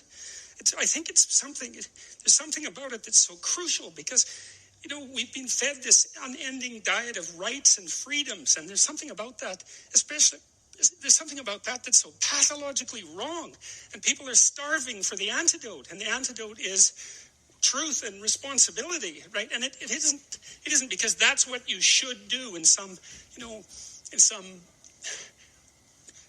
I know better or someone knows better for you what you should do sense. It's that that's the secret to a meaningful life, and without a meaningful life, then all you have is suffering and nihilism and despair and all of that, and self-contempt, and that's not good. And so it's necessary for men to stand up and take responsibility, and they all know that and are starving for that message. And the message is more that that's also a good thing, to stand up and take responsibility, because you're cursed so much now from when you're young with this notion that your active engagement with the world is part of what is destroying and undermining the planet and adding to the tyranny of the social systems. It's like, how about not so much of that, hey? Because it's too soul deadening. It's anti-human right to the core. And my sense instead is that, if you were able to reveal the best of yourself to you in the world, that you would be an overwhelming force for good, and that whatever errors might be made along the way would wash out in the works. And that's the other thing that you see in the Abrahamic stories, because Abraham is not a perfect person by any stretch of the imagination. He's a real person, and he makes mistakes, but it doesn't matter. The overarching narrative is, maintain your covenant with God, and despite your inadequacies, then not only will you prevail, but your descendants will prevail. It's like, great, that's really good news, So it's been really something to see that in the stories. It's not that, so that's responsibility. It's not just that Abraham is kinder, gentler, more intrepid, ethical, or a better debater than his ancestor Noah. Rather, both the Noah and Abraham stories are pieces of a development of an increasingly stronger stance of humans relative to the deity. Before the story is over, humans will become a good deal stronger and bolder than Abraham. Well, that's really something to say, because Abraham is pretty bold. So let's read the stories. The first one is about Abraham, Sarah, and Lot. Now, these are the generations of Terah. Terah begat Abraham. So his name is Abraham to begin with, and that actually turns out to be important. It's not Abraham. Nahor and Haran begat Lot. So Haran is Abram's brother. And Haran died before his father Terah in the land of his nativity, in Ur of the Chaldees. And Abram and Nahor took them wives. The name of Abram's wife was Sarai, and the name of Nahor's wife Milcah, the daughter of Haran, the father of Milcah, and the father of Iscah. But Sarai was barren. She had no child. And Terah took Abram, his son, and Lot, the son of Haran, his son's son, and Sarai, his daughter-in-law, his son Abram's wife. And they went forth with them from Ur of the Chaldees, to go into the land of Canaan. That's exile. And they came unto Haran and dwelt there. And the days of Terah were 205 years, and Terah died in Haran. And there's a reason that Sarai is introduced as barren, and it's to set the stage. I think it was Anton Chekhov who, when he was talking about the stage setting for a play, that if there was a rifle hanging on the wall, then it had better been used before, I believe, the second act, or it shouldn't be hanging there at all, right? And so this is stage setting, and part of the reason that the biblical writers are pointing out that Abram's wife is barren is because it's a real catastrophe for Abraham, and for Sarai as well, that she's barren. And so it's showing the trouble that Abraham's in at the beginning of the story. And it's also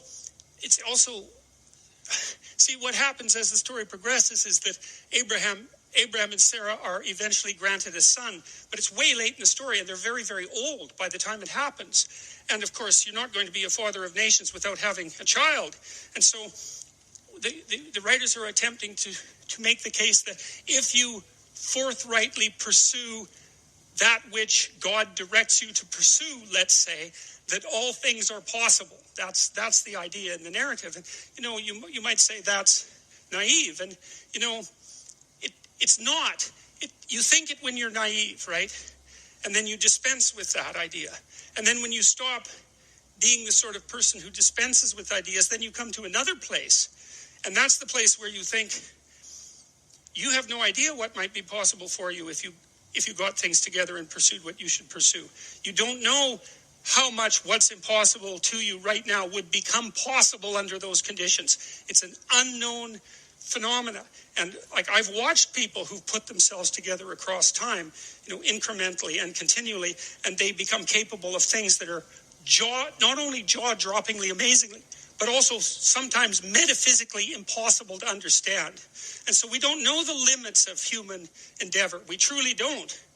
And it's premature to put a cap on what it is that we are, what it is that we're capable of. And so you're already something, and maybe you're not so bad in your current configuration. But you might wonder, if you did nothing for the next 30 years except put yourself together, just exactly what would you be able to do? And you might think, well, that's worth finding out. But ever since we got Reich, managing my team and their projects is a lot less dramatic. For example, of course, that's the adoption of responsibility. And one thing I've also learned over the years, because I've been curious about this battle between meaning and nihilism, and I mean, I could see for a long while the rationale in nihilism and the power of the nihilistic argument. But it occurred to me across time that despite that, the power of the nihilistic argument is more powerful than naive optimism, but it's not more powerful than the optimism that is not naive. Because the optimism that is not naive says it's self-evident that the world is a place of suffering and that there are things to be done about that. And it's self-evident that people are flawed and that there's things to be done about that. And then the non-naive optimist says the suffering could be reduced and the insufficiency could be overcome if people oriented themselves properly and did what they were capable of doing. And I do not believe that that's deniable. I think that human potential is virtually limitless, and that there's nothing perhaps that's beyond our grasp if we're careful as individuals and as a society. And so I think that there's no reason for nihilism, and there's no reason for hopelessness, and there's no reason to bow down before evil, because we're capable of so much more. And I think that you can easily, that first, because you're not happy with who you are and you're ashamed and embarrassed about it, as you should be. And you know it because if you look out there, you see people who are capable of doing great things. And you know that we're not giving it our all. And still we're not doing so badly, And so you might wonder if we devoted 90% of our effort to putting things right instead of 55% of our effort, or maybe even less than that, you might wonder just how well could things be put together. And I think that you can figure that out by starting with your room, by the way. And the Lord said unto Abram, will be remembered. Never do yourself what others can do for you. Transgression and observance of the law. In 1883, a young Serbian scientist named Nikola Tesla was working for the European division of the Continental Edison Company. He was a brilliant inventor, and Charles Batchelor, a plant manager and a personal friend of Thomas Edison, persuaded him he should seek his fortune in America, giving him a letter of introduction to Edison himself. So began a life of woe and tribulation that lasted until Tesla's death. When Tesla met Edison in New York, the famous inventor hired him on the spot. Tesla worked 18-hour days, finding ways to improve the primitive Edison dynamos. Finally, he offered to redesign them completely. To Edison, this seemed a monumental task that could last years without paying off. But he told Tesla, "There's $50,000 in it for you, if you can do it." Tesla labored day and night on the project, and after only a year, he produced a greatly improved version of the dynamo, complete with automatic controls. He went to Edison to break the good news and receive his $50,000. Edison was pleased with the improvement, for which he and his company would take credit. But when it came to the issue of the money, he told the young Serb, "Tesla, you don't understand our American humor," and offered a small raise instead. Tesla's obsession was to create an alternating current system.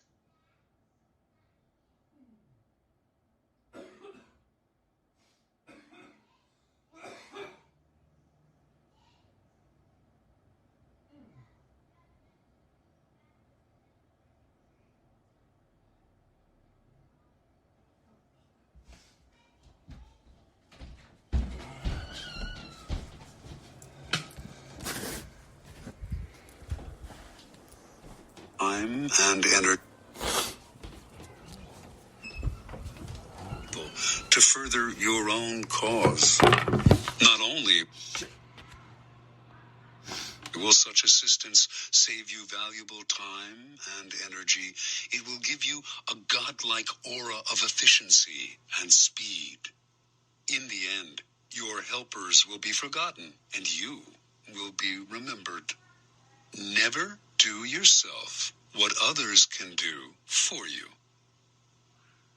Transgression and observance of the law. In 1883, a young Serbian scientist named Nikola Tesla was working for the European division of the Continental Edison Company. He was a brilliant inventor, and Charles Batchelor, a plant manager and a personal friend of Thomas Edison, persuaded him he should seek his fortune in America, giving him a letter of introduction to Edison himself. So began a life of woe and tribulation that lasted until Tesla's death. When Tesla met Edison in New York, the famous inventor hired him on the spot. Tesla worked 18-hour days, finding ways to improve the primitive Edison dynamos. Finally, he offered to redesign them completely. To Edison, this seemed a monumental task that could last years without paying off. But he told Tesla, "There's $50,000 in it for you, if you can do it." Tesla labored day and night on the project, and after only a year, he produced a greatly improved version of the dynamo, complete with automatic controls. He went to Edison to break the good news and receive his $50,000. Edison was pleased with the improvement, for which he and his company would take credit. But when it came to the issue of the money, he told the young Serb, "Tesla, you don't understand our American humor," and offered a small raise instead. Tesla's obsession was to create an alternating current system, AC, of electricity. Edison believed in the direct current system, DC, and not only refused to support Tesla's research, but later did all he could to sabotage him. Tesla turned to the great Pittsburgh magnate George Westinghouse, who had started his own electricity company. Westinghouse completely funded Tesla's research and offered him a generous royalty agreement on future profits. The AC system Tesla developed is still the standard today, but after patents were filed in his name, other scientists came forward to take credit for the invention, claiming that they had laid the groundwork for him. His name was lost in the shuffle, and the public came to associate the invention with Westinghouse himself. A year later, Westinghouse was caught in a takeover bid from J. Pierpont Morgan, who made him rescind the generous royalty contract he had signed with Tesla. Westinghouse explained to the scientist that his company would not survive if it had to pay him his full royalties. He persuaded Tesla to accept the buyout of his patents for $216,000. A large sum, no doubt, but far less than the $12 million they were worth at the time. The financiers had divested Tesla of the riches, the patents, and essentially the credit for the greatest invention of his career. The name of Guglielmo Marconi is forever linked with the invention of radio. But few know that in producing his invention, he broadcast a signal across the English Channel in 1899. Marconi made use of a patent Tesla had filed in 1897, and that his work depended on Tesla's research. Once again, Tesla received no money and no credit. Tesla invented an induction motor as well as the AC power system, and he is the real father of radio. Yet, none of these discoveries bear his name. As an old man, he lived in poverty. In 1917, during his later impoverished years, Tesla was told he was to receive the Edison Medal of the American Institute of Electrical Engineers. He turned the medal down. "You propose," he said, "to honor me with a medal which I could pin upon my coat and strut for a vain hour before the members of your institute. You would decorate my body and continue to let starve for failure to supply recognition my mind and its creative products, which have supplied the foundation upon which the major portion of your institute exists." Interpretation. Many harbor the illusion that science, dealing with facts as it does, is beyond the petty rivalries that trouble the rest of the world. Nikola Tesla was one of those. He believed science had nothing to do with politics and claimed not to care for fame and riches. As he grew older, though, this ruined his scientific work. Not associated with any particular discovery, he could attract no investors to his many ideas. While he pondered great inventions for the future, others stole the patents he had already developed and got the glory for themselves. He wanted to do everything on his own, but merely exhausted and impoverished himself in the process. Edison was Tesla's polar opposite. He wasn't actually much of a scientific thinker or inventor. He once said that he had no need to be a mathematician because he could always hire one. That was Edison's main method. He was really a businessman and publicist, spotting the trends and the opportunities that were out there, then hiring the best in the field to do the work for him. If he had to, he would steal from his competitors. Yet his name is much better known than Tesla's and is associated with more inventions. The lesson is twofold. First, the credit for an invention or creation is as important, if not more important, than the invention itself. You must secure the credit for yourself and keep others from stealing it away or from piggybacking on your hard work. To accomplish this, you must always be vigilant and ruthless, keeping your creation quiet until you can be sure there are no vultures circling overhead. Second, learn to take advantage of other people's work to further your own cause. Time is precious and life is short. If you try to do it all on your own, you run yourself ragged, waste energy, and burn yourself out. It is far better to conserve your forces, pounce on the work others have done, and find a way to make it your own. Keys to power. This is the essence of the law. Learn to get others to do the work for you, while you take the credit, and you appear to be of godlike strength and power. If you think it important to do all the work yourself, you will never get far, and you will suffer the fate of the Teslas of the world. Find people with the skills and creativity you lack. Either hire them while putting your own name on top of theirs, or find a way to take their work and make it your own. Their creativity thus becomes yours, and you seem a genius to the world. Law 8.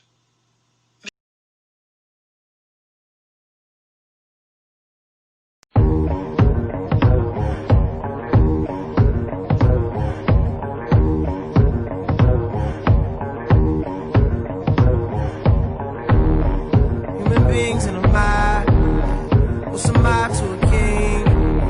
What's a king to a god? What's a god to a non-believer who don't believe in anything? Will he make it out alive?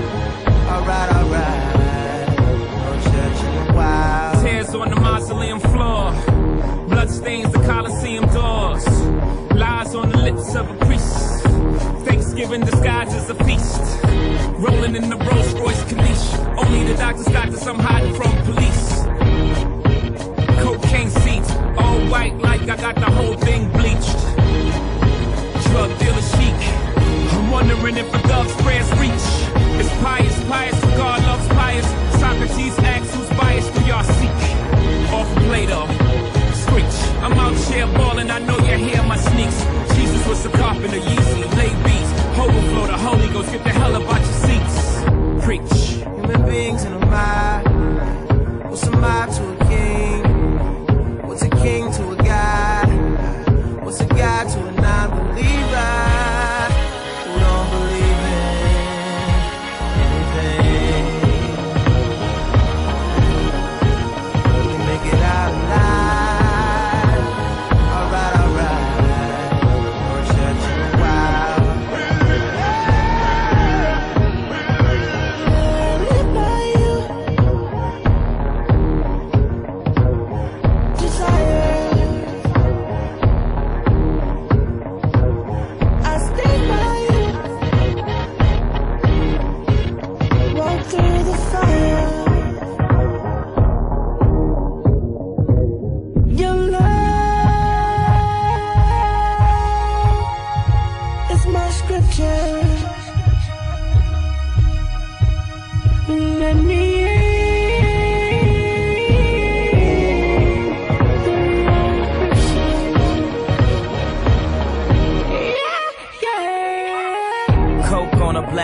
Made it stripe like a zebra. I call that jungle fever. You and that control the threesome. Just roll the weed up until I get me some. We formed a new religion. No sins as long as there's permission. And deception is the only felony. So never fuck nobody without telling me. Sunglasses and Advil. Last night was mad real. Sun coming up 5 a.m. I wonder if they got cabs still. Think about the girl in all leopard who was rubbing the wood like Kiki Shepard. 2 tattoos, 1 red, no apologies. The other said love is cursed by monogamy. That's something that the pastor don't preach. That's something that a teacher can't teach. When we die, the money we can't keep, but we probably spend it all cause the pain ain't cheap. Preach. Human beings in a mob. What's a mob to a king? What's a king to a god? What's a god to a non-believer who don't believe in anything?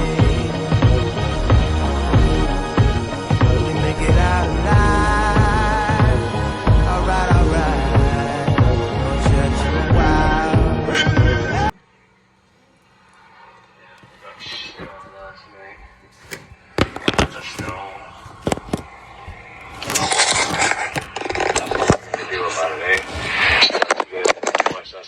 So anyways, I don't shirt on because it's really hot. You go shovel that shit and see what happens to you. Anyways, so I'm very self-conscious without my shirt on. I know that already. I already know I should go put a shirt on. Because I feel like this, I used to have abs, now they're gone. I don't have any pecs or right. Oh, no wonder I got hair. No hair down here.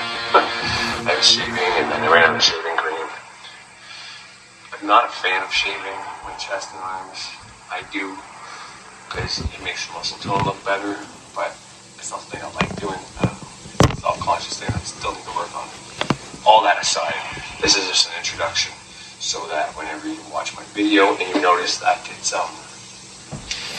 you watch my video, you're going to see speaker again and just audio. And it's because I did an introduction and a conclusion to my speaker. I did it live, while playing my recording content. Speaker. The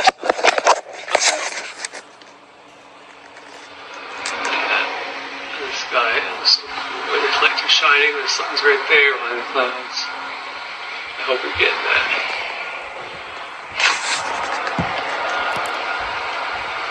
And the sun's behind the cloud like that. It almost looks like the moon. Which is kind of fitting. So, we got the sun. The sun's going strong. And, people go to church every Sunday. Just weird. And we have all these balls for the sun. It's so powerful. It's killing your ozone layer. It's melting all the glaciers. It's like, keep going to church, praying for the sun. It's like, well, no. Even I know. I pray for the rest of the fuckers. But anyways. Sorry. See what I mean?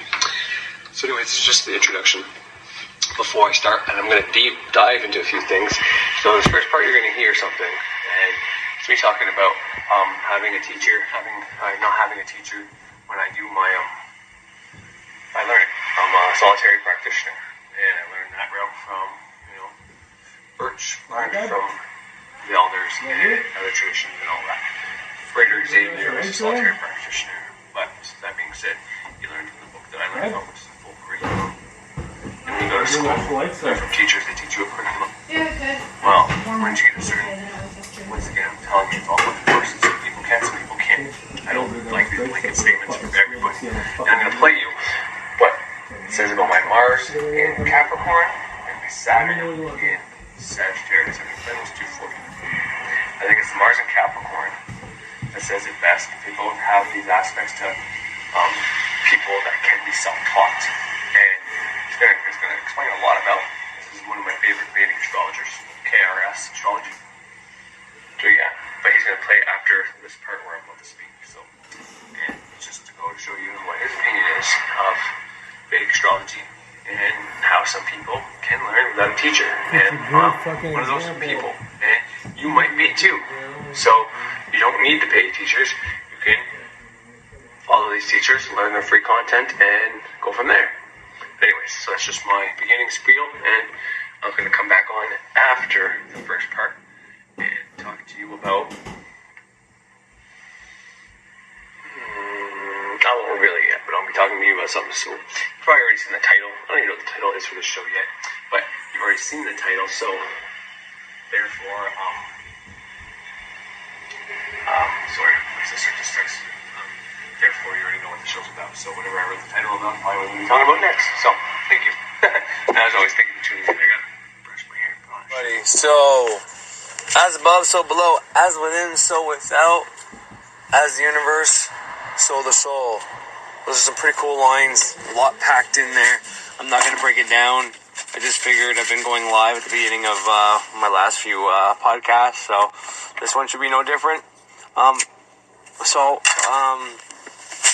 The one line I do want to break down, because I think I go through that pretty good, what I just said pretty good in this podcast, but, well, not directly, but you know how I teach, or speak. But, the closer you get to the light, the bigger your shadow gets.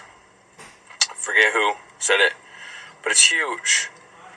And, I mean, the closer you get to the light, the bigger your shadow gets, which means middle ground is probably more important, unless, because if you're going to only look at the light side, well, you're going to have this big dark side that's going to be easy to look at one of these days, and if you don't actively look at it and take care of it yourself, well, then it's going to come out whenever you can't control it, and that's why we do shadow work. But if you go closer to the darkness, well, then the light disappears. So, in one way, you're better off to go closer to the light than to go in the darkness. But anyways, I thought I was going to get into this a lot more than what I just said, but I'm having trouble trying to say something without sounding like a new ager, I guess. But I don't think it's ever beneficial to just pick light or dark. I think having a mindset of either light or dark, we have to be light, you know. And right now, like, one of the newest catchphrases people say, even new agers say, oh, I don't want to be all love and light, as if they're not love and light. And it's like, well, who am I to judge them? But I think I have a podcast saying I'm a new ager, and I'm damn proud of it. And that's because I like redefining what these words mean. I'm a new age spiritual student who is trying to carve his way into spirituality, and I am doing it as a soul practitioner, not as I taught from anybody. And I've done this, and I'm doing this, and people like to say, well, you can't do that, you can't do it on your own, you gotta have a teacher. And I think it depends on your person. And with technology today, even if you have a teacher, you're Skyping with that teacher. So the teacher gets to see you, gets to see what you show them on the camera, not the real you. And I mean, it's better than nothing probably, but, you know, for example, if you buy a product off of Frederick Xavier or Birch, well, you can have correspondence with them. You can talk with them. If you buy their product and you have any questions, you get their private email to ask questions and they will answer. And within their products, they're very self-explanatory. So sometimes I get the vibe that when people say you need a teacher, it's probably because of the way that teacher teaches and the way that teacher was a student. Because there are many people that need teachers. Like me and my wife, we learn very differently. Me and my sister, we learned very differently. My sister was the type of kid that got 90s and a lot of 100s she did. And, you know, even as she got older and didn't want to seem like she was trying too hard, you know, she'd still get high 80s, low 90s, you know, growing up. So, whereas me, if I studied for a test, I could get those same grades. But if I didn't study for a test, I can hit mid to high 70s, and every once in a while, if it was something I was really into, like interested in, because meaning I paid more attention, then I'd get even low 80s on it, and sometimes even better. But for the most part, it was like high, low 70s, you know, very seldomly could I get a 60, but this is without studying because I retain a lot. Like, as you may have noticed, I can refer to almost not every one of the 200 some videos that Frederick Xavier has, but, you know, I've watched them a few times and I retain what I watch. Same with the Thunder Wizard. I don't watch nearly as many videos off the Thunder Wizard that I do off Frederick Xavier, but as he says things, I retain it, and I can tell you word for word what he says, and this is helpful. So when I'm trying to prove him wrong, in one video he said this, in another video he said this, I remember both statements that are paradoxical, and that's just to throw out an example. That's not to insult anybody,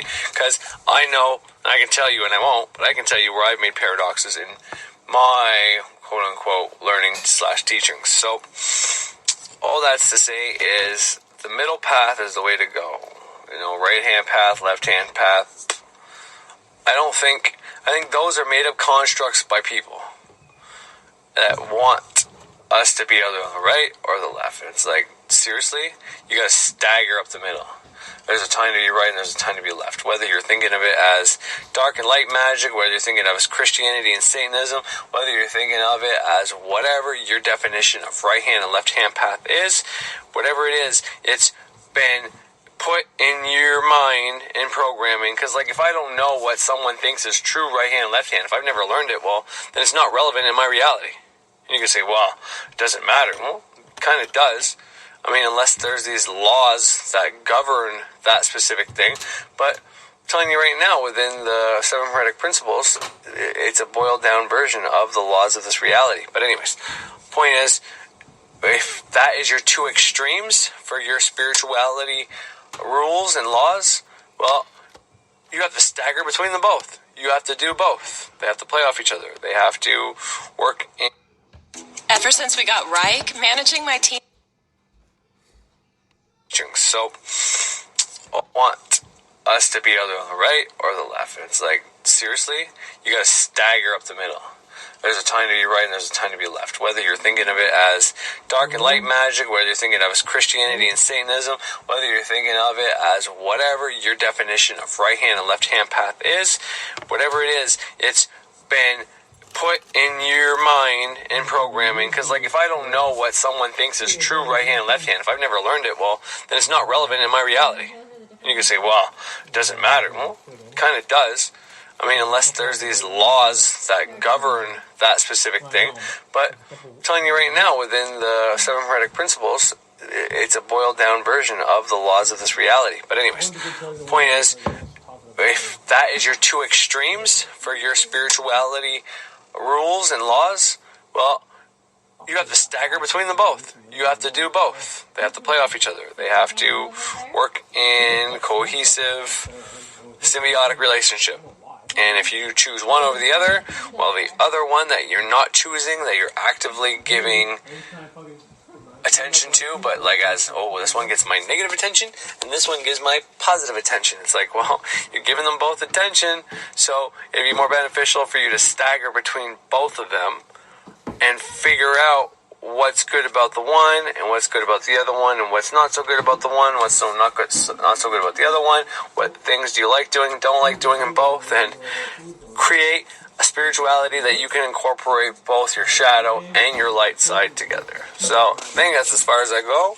And now let's get on with the show, shall we?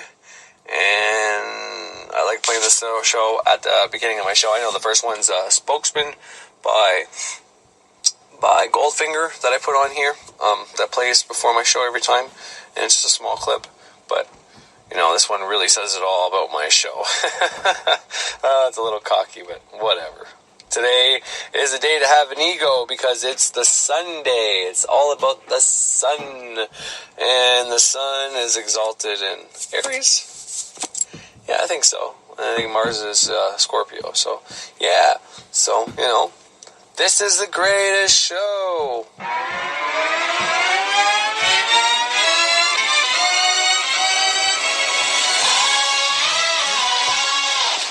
Ladies and gents, this is the moment you've waited for. You've been searching in the dark, your sweat soaking through the floor. And buried in your bones, there's an ache that you can't ignore. Taking your breath, stealing your mind, and all that was real is left behind. It's fire, it's freedom, it's flooding open. It's the preacher and the pulpit and your blind devotion. There's something breaking at the brink of every wall that's holding all that you know. So tell me, do you wanna go where it's covered in all the colors and lights, where the runaways are running the night? Impossible comes true, it's taking over you. This is the greatest show. We light it up, we won't come down, and the sun can't stop us now. Watching it come true, it's taking over you. This is the greatest show. Mars in the sign of Capricorn. And what happens when you have Mars in the sign of Capricorn in your horoscope? And yes, I know I've already made a video on this, but last time when I did the Mars in Cancer and directed you to the other video, all of you just started like PMSing. It's like suddenly the whole world got a period. So here I am, I'm going to make a video again. Okay? Mars in the sign of Cancer.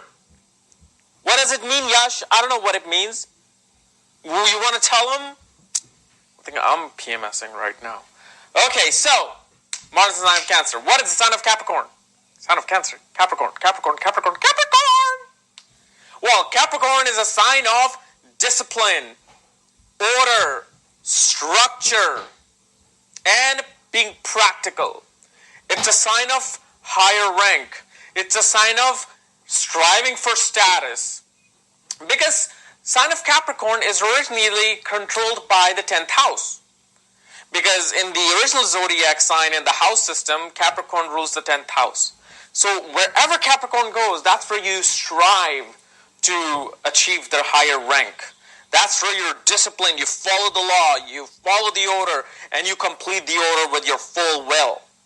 This is why Mars is exalted here, if you didn't know. Exaltation means that the planet is at its highest dignity. It's awake. It's in an awake state. Okay?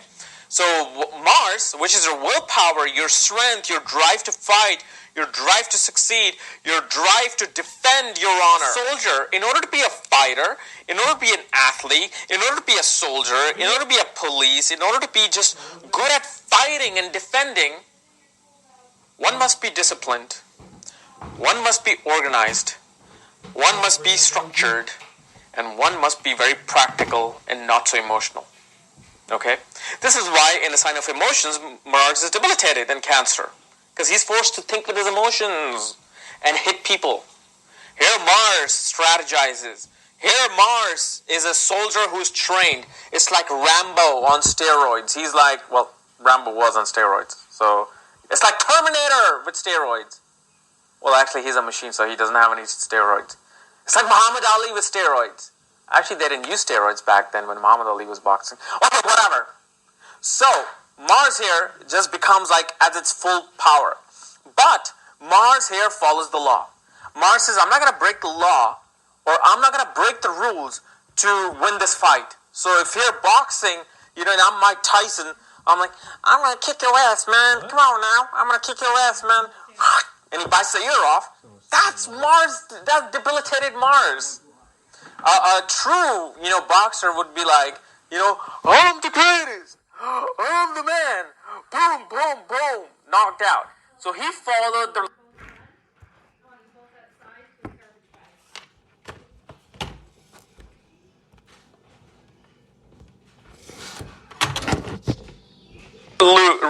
law. He followed the rules in the ring. He didn't break any laws or rules to win that fight. He fought it with his own willpower, strength, strategicness, his intelligence. So that's what Mars becomes. Here Mars, energy and drive, strives to succeed to go to the highest rank. Whether it's corporation, whether it's army, whether it's police force, whether it's being an athlete. Mars is going to head on, law-abiding with his full power, and become number one. This is why these people don't get into controversies so much. These people do not go to jail so much. They may become a jailer and be in jail, but they won't be behind the bar. They won't be the actual culprit of the jail. And this is why Mars' energy is very dignified. It's very solid. He's very confident here, but he's not very confident in an egoistic way. He's very confident in a very mature way. See, like if you went up to a person and questioned him what he did, and when their Mars comes out and defends itself, saying that I did this because of these reasons, they will not just suddenly go and hit you. Where a debilitated Mars person, if you question them, they will try to push you. Hey, back off. I did this. So what? Get out of here. Where Mars and Capricorn, you question him, he'll be like, okay, here's the paperwork. This is why I did it. The king ordered me to do it, and I did it, and here's the paperwork and the proof for it, all right? Is there anything else I can help you with? So Mars is still forceful. Mars is still strong, but Mars follows the law. He knows he doesn't have to hit you to make his point. He knows he can just prove his point by doing simple things, giving you the evidence of why he did what he did. So this is why Mars becomes very confident, very agile here. But again, whenever looking at any planet and looking at its dignity by any means, always look at the depositor. So a depositor of Capricorn becomes who? Saturn. Look where Saturn is placed in the horoscope, because Saturn is the one who is Saturn is the foundation. The concrete on which Mars is standing on in Capricorn is built of Saturn. So you might want to have to check the quality of that concrete to see if Saturn is strong or not. So if two people have the same ascendant and Mars is placed in the Capricorn in the 10th house, one is having a bad time in Mars Dasha, one is having a good time in Mars Dasha. Well, why? Not because astrology doesn't work, it's because you look at the depositor. You look where Saturn is. Is Saturn debilitated? Is for the other person Saturn is exalted? Is Saturn in the enemy sign for one person and not in the enemy sign of the other person? Is Saturn in a good house? Is it in Kendra or Trikon, or is it in Dushtana houses, the evil houses? So that will determine what exactly will happen to Mars in his dignity, or in his Mahadasha period, or it's in a sub-period, which is known as Antradasha. So all of these things come into play when you're judging a Mars in Capricorn or any planet in any house or any sign, you have to look at the fact that where is the depositor placed? So these things become very important, which is also known as the Shat Bala, the sixfold strength.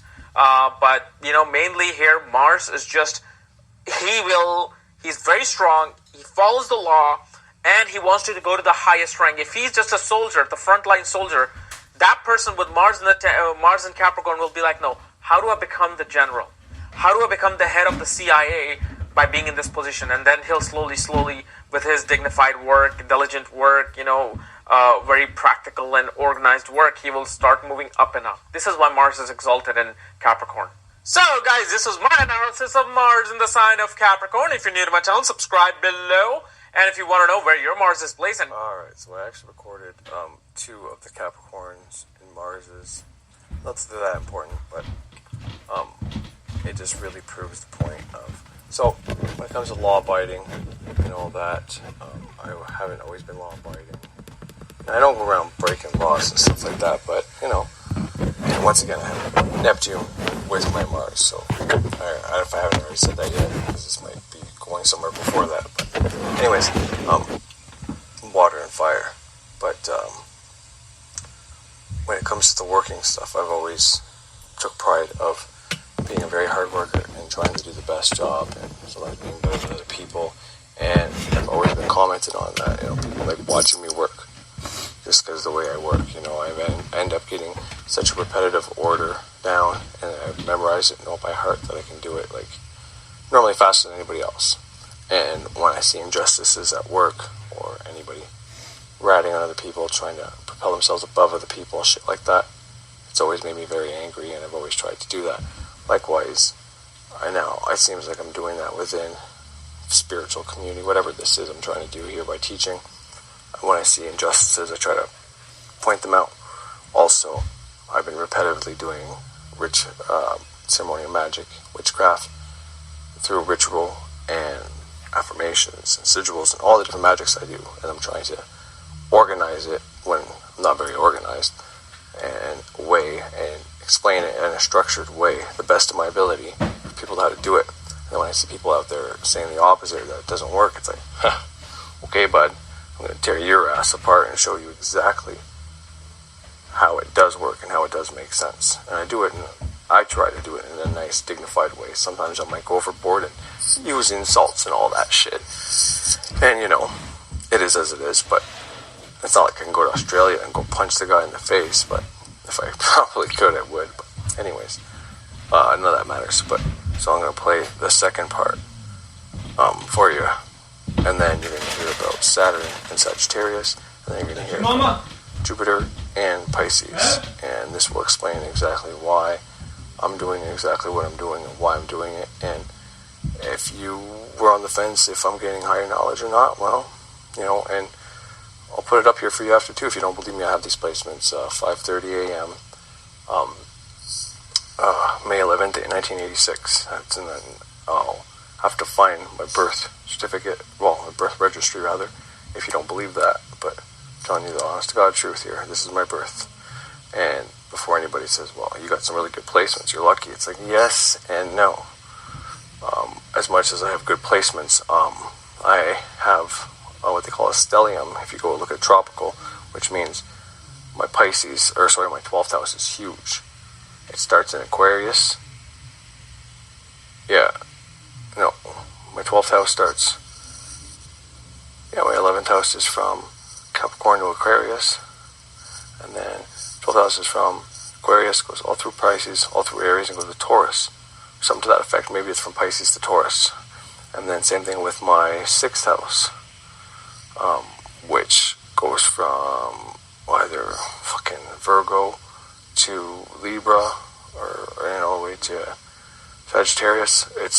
They're both opposite each other anyways, and that causes a lot of issues. So before you go saying I have great placements, I do, but not always so beneficial either. So pros and cons to everything. So you might not have all these psychic houses or culty houses, but you might have these very great money houses or very practical learning houses. And and a good thing to know is if you know your chart, because there's a place in my chart where it says I'm going to be traveling for work, which I'm about to start doing.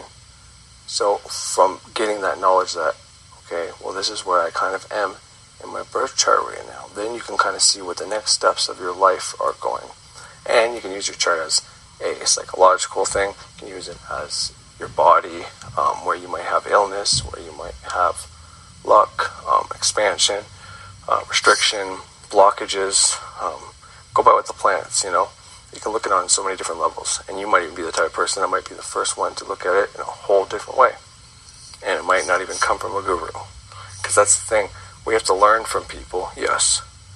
But then, while you're learning, you get these self-discoveries that just come out of nowhere. And then people are like, I can't believe we never thought about that before. And that's how this happens. So yes, you can be taught from a teacher, and then that can happen. Or you can also look at things that people have already dissected, discussed, learned. And if you have some type of connection, cross-communication, maybe it's just the way you're built. Maybe it's just the way you learned. Maybe you just have a high IQ. Or maybe it has to do with where your Jupiter is. Who the fuck knows? But it takes people to look at other people's shit and expand it. And that's like I already said, that's how we got so smart. That's how we have surpassed whatever we came from. You know, people like to believe that we just kind of came out of nowhere off the earth. And it's like, there's truth to that and not so truth to that. So whether you want to think it's God, it's aliens, or whatever happened to our DNA to make us different from whatever common ancestor we were, whether that's type ape or some other animal. Technically, there was something that was like a human being there that was similar structured, and then the DNA changed. But our DNA changes all by itself as well. Every time people get smarter, every time people make advancements in technology and we get different stimuli, our DNA can change. Likewise, there's vaccines and radiation that can also change your DNA in a bad way, so just something to think about. Anyways.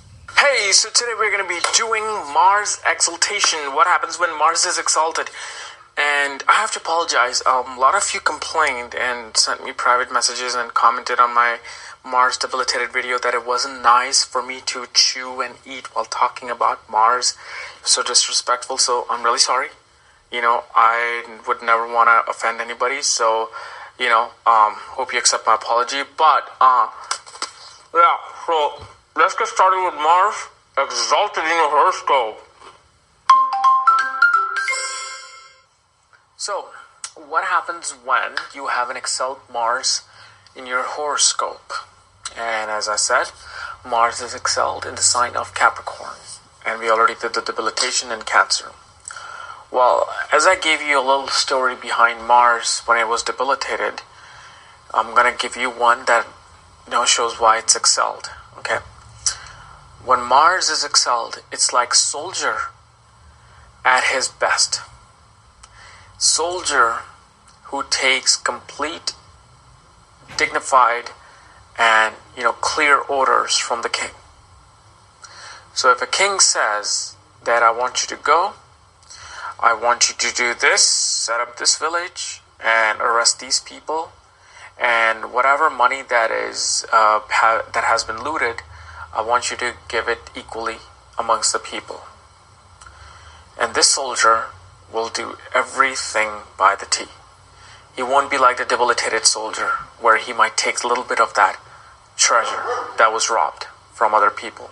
You know, he would actually give everything as the king advised. So people with exalted Mars is a very law-abiding person who, you know, tries to achieve success, tries to achieve and has a sheer willpower to achieve success, but in the most dignified way, meaning that they will go through the proper procedure to go to the rank, you know, of a higher level. Because of the fact Saturn is a significator of law, and Capricorn is all about law and order. So soldier is about what? Law and order. Because let's say if a U.S. Marine goes out and fight, he will not do what he thinks is right. He will do what his colonel tells him, what the superior rank officers are telling him, what the actual agenda of the President of the United States is. You know,